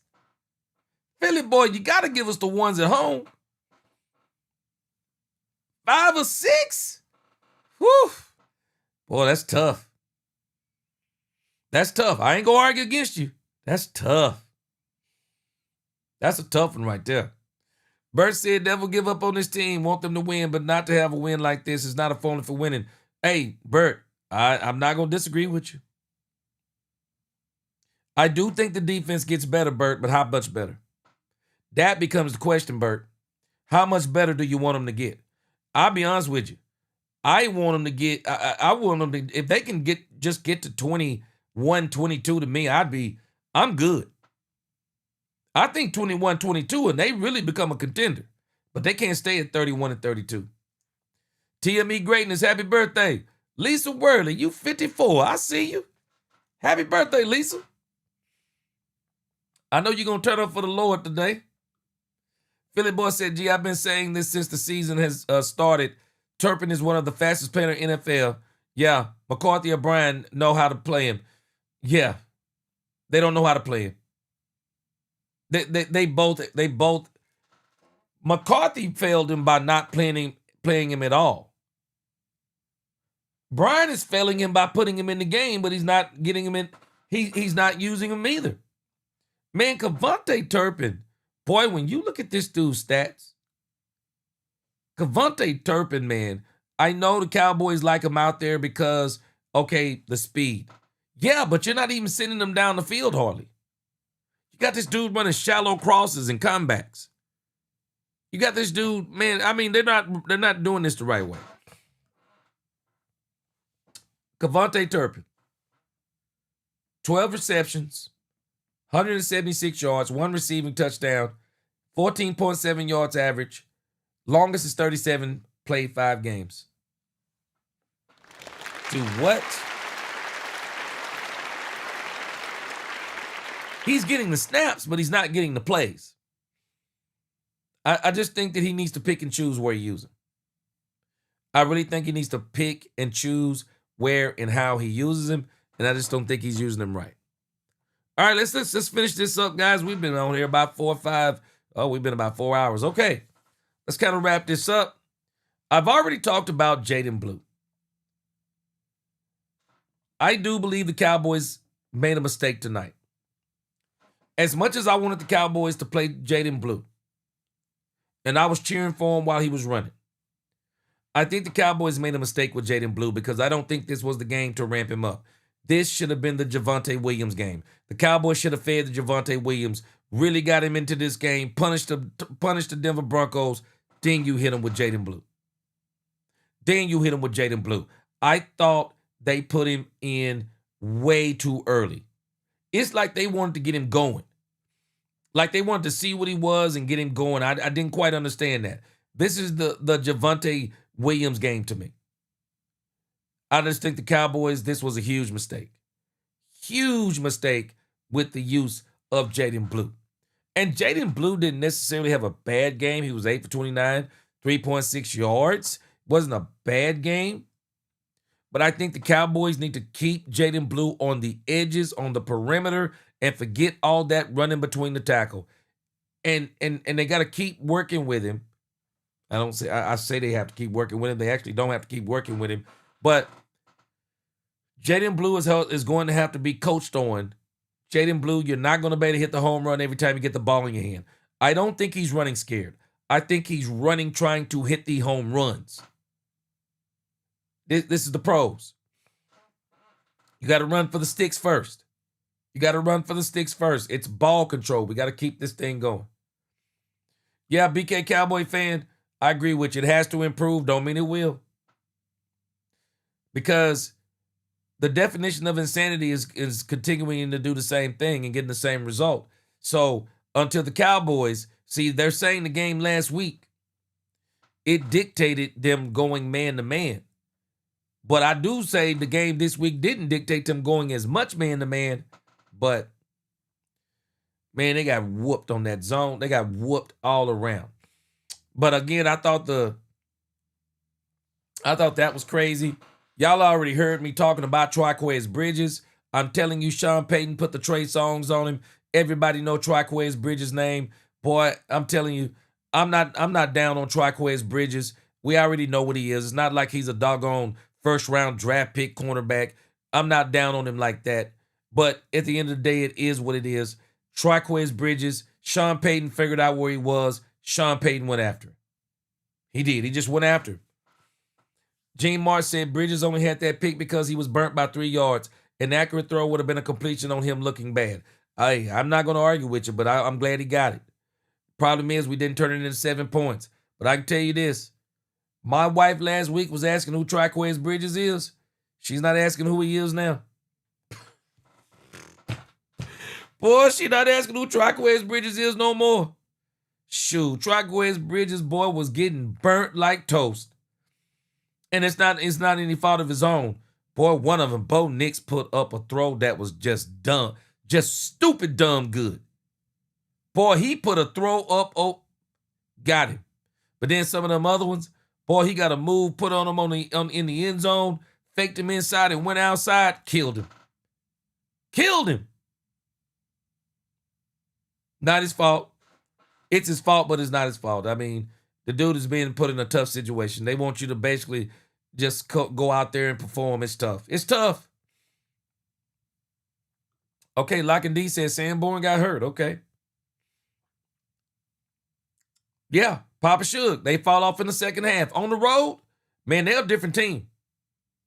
They are a different team. So if the Cowboys get down in the game on the road, it's over in the second half. They're not coming back. Yeah, they're not coming back. Papa Suge, I don't understand it. Is Shotty scoping teams out before he gets aggressive? It's like he's hesitant. I don't understand it. I just think you got to be. I just think you got to be very aggressive, especially with this defense you got. Yeah, Lock and D said we need to fix how we play on the road. That's not a good thing. Every year, Shotty need to look into that. Yep. Lock and D said we had that with every coach. We can't ever beat good teams on the road or during the playoffs. Yes. And we also can't beat. It's like we have a problem winning the games that put us in the position where we want to be. We just have so many problems winning those games, and it's still the same. But hey, first year coach Shotty, I'm still rolling with Shotty. We're just gonna keep being patient. But I'm telling y'all this. I'm not sure Matt Eberflus is going anywhere. Jerry and Steven both have admitted that going to having 3 defensive coordinators in 3 seasons is a bad thing. Why would they do it again? Why would they do it again? Too Tall Jones said you can't say one man over Sean will help this defense. Oh, he will, but the problem is how much? How much is the question, Too Tall?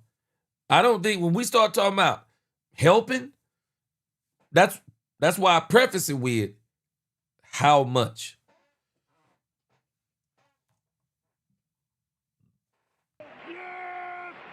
Here we go. On the subject matter of Matt Eberflus, the Cowboys are allowing this or have allowed this to get so far into the season where I know they're not making a change this season. They're not making a change this season. I'm questioning whether or not the Cowboys are going to make a change next season. The Cowboys may absolutely say, we're going to ride with Matt Eberflus. We're going to ride this train. We're going to ride this car with one. It's on flat with on one wheel. We're going to try to see if we can get it to the gas station. I think the Cowboys are going to roll with Matt Eberflus, and they're going to get him the players next year and see what happens. I think the Cowboys are sold on Matt Eberflus. Unless someone else comes along that the Cowboys absolutely believe in. But the problem is you're going to have the same problem again. Another defensive coordinator, players left over from a previous regime, and then trying to fit those players into a new defensive coordinator's regime. I'm not sure Matt Eberflus is going anywhere. Quinn Warner said the Cowboys' last 8 games, 4 home, 4 away, win all 4 at home, split 2 on the road. Yep, games give you 9 wins, maybe 7 seed. Yeah, the Cowboys they have got to win those home games, and they got to find a way to get a couple of them games on the road. All right, guys, and we've already done our interviews for tonight. I'll tell you what we'll do. We're going to save Dak Prescott for tomorrow night. Hey, guys. It's no time to give up now. We've been riding this long. Ain't no use in jumping off the bandwagon now. We knew what this was before we played this game. We knew the defense wasn't what it was supposed to be. We were hoping they were going to continue what they did against the Commanders. But I told you even in the pregame show, they were missing their first, second, and third receiver. But I'm still telling y'all, I think the thing that bothers Jerry Jones, I think he knew that the Denver Broncos are going to score points. I think where he's a little bit perturbed is that Brian Schottenheimer didn't have this offense fired up. No problem. Jerry's still riding with Brian. I'm riding with Brian. Brian needs a whole year. I said it before. Brian, I think, needs a whole year being the Cowboys coach. Brian's going to be fine next year, and I'm still rolling with it. I think the Cowboys, Super Bowl in 2026, no later than 2027. They're getting a Super Bowl under Brian Schottenheimer. Lisa Worley said, I'm glad we're at home against KC. You and me both. We have a better chance in this Thanksgiving. We play pretty good. Yeah, it's going to be a great game. It's going to be a great game. Bam Bam Gaines, he said, Brother G, put it this way. We'd be lucky to... Bam Bam Gaines said we'd be lucky to beat any of those teams. One game at a time. We're going to be there. I say we beat Arizona next week. Ron Hanna said, Facts G, can the man get more than 13 carries? 13 carries ain't enough to get going, but the O-line did play with attitude. We needed just to get whipped. He said we just got whipped in the trenches. Yeah, they should have let him run more. I just think it was the bad game to try to get Jaden Blue acclimated. This is the Javonte Williams game. The game I would have turned up, Jaden Blue on, I'd have turned him up on the road game. I mean, not the road game. I'd have turned him up on the game against the Dallas Cowboys. I mean, I'd have turned him up against the Arizona Cardinals at home. That's why I would have turned him up. Robert Paulson, he said they suck. Math is not your strength. Man, I'm telling you, I think the Cowboys going to be all right. Cowboys can keep the NFC curse alive. It's good ratings. Boy, I'm telling you. Now, if they lose to the Cardinals next week, panic button. Derrick Rose. Derrick Rose said the Cowboys will not beat the Cardinals, assuming Kyler Murray is the quarterback. If we cannot contain him, remember, he's never lost in Dallas. Oh, I know. Caitlin said Eagles not going 3-6. We're going to see. Yeah, 3-6 is probably a little bit. Yeah, that's going to be tough, Caitlin. Yeah, that's going to be tough. But anything can happen. I'm going to keep hope alive. DB Dub. He said we're not beating the Cardinals. Bam Bam Gaines. Number 1 offense, number 32 offense. I mean, number 1 offense, number 32 defense. Yeah, it's a surprise. It's terrible. Whew. I don't know how else to spell it to us. Tough night, Cowboy fans. Tough cry. I'm sorry. It's late. Lisa Worley says, I do. She said, I do. I cry like a baby sometimes. Yeah, I don't cry anymore for football games. It is what it is now. But back in the day, Lisa Worley, when I was a kid, ooh, boy, when Joe Montana threw that ball it looked like he was throwing it out the back of the end zone. And boy, that doggone Dwight Clark jumped up and caught that ball, and the Cowboys didn't go to the Super Bowl. I thought Danny White was going to go to the Super Bowl. Oh, man, I cried like a baby. Too Tall Jones, good night from the East Coast. Yes, sir. I'm about to get out of here myself. Ron Hanna said, man, if he's not out there to stretch the defense, why is he out there? I'd rather have Flournoy or Mingo or Tolbert. I agree. I said it before. I said it the last 2 weeks. I don't think he needs to be playing traditional wide receiver. Roland Rodriguez said, let's talk. Same GM for 30 years. You're right. Can't argue with you. Can't argue with you. But I do think he did a great job on offense this year. They just got to fix the defense. Derrick Rose said Triquez will need a fireproof jersey next game because he's always getting burned. Shoot, Derrick Rose. This man needs to check his phone. He needs to check all of his accounts. He needs to check everything. Because Sean Payton knew where this man was at all times. Everywhere this man was, Sean Payton threw the ball. Man, this dude gonna have nightmares after night, boy. Woo! Hey, WT work, I agree with you. Pickens and CD need to be moved around more to put their defense in disadvantaged situations. He keep doing the same wide receiver formations, which allow their defenses to read. I totally agree with you, man. Brian on the road ain't the same, man. Brian on the road is not the same. Papa Shug said Dak said the team needs to shut up and play. Okay, we're going to check that one out tomorrow. I appreciate you. All right, guys. Appreciate y'all rocking with me. 4 hours of Cowboys. Always nice chatting. Best chat on YouTube. Until the next time, DC4L, God bless.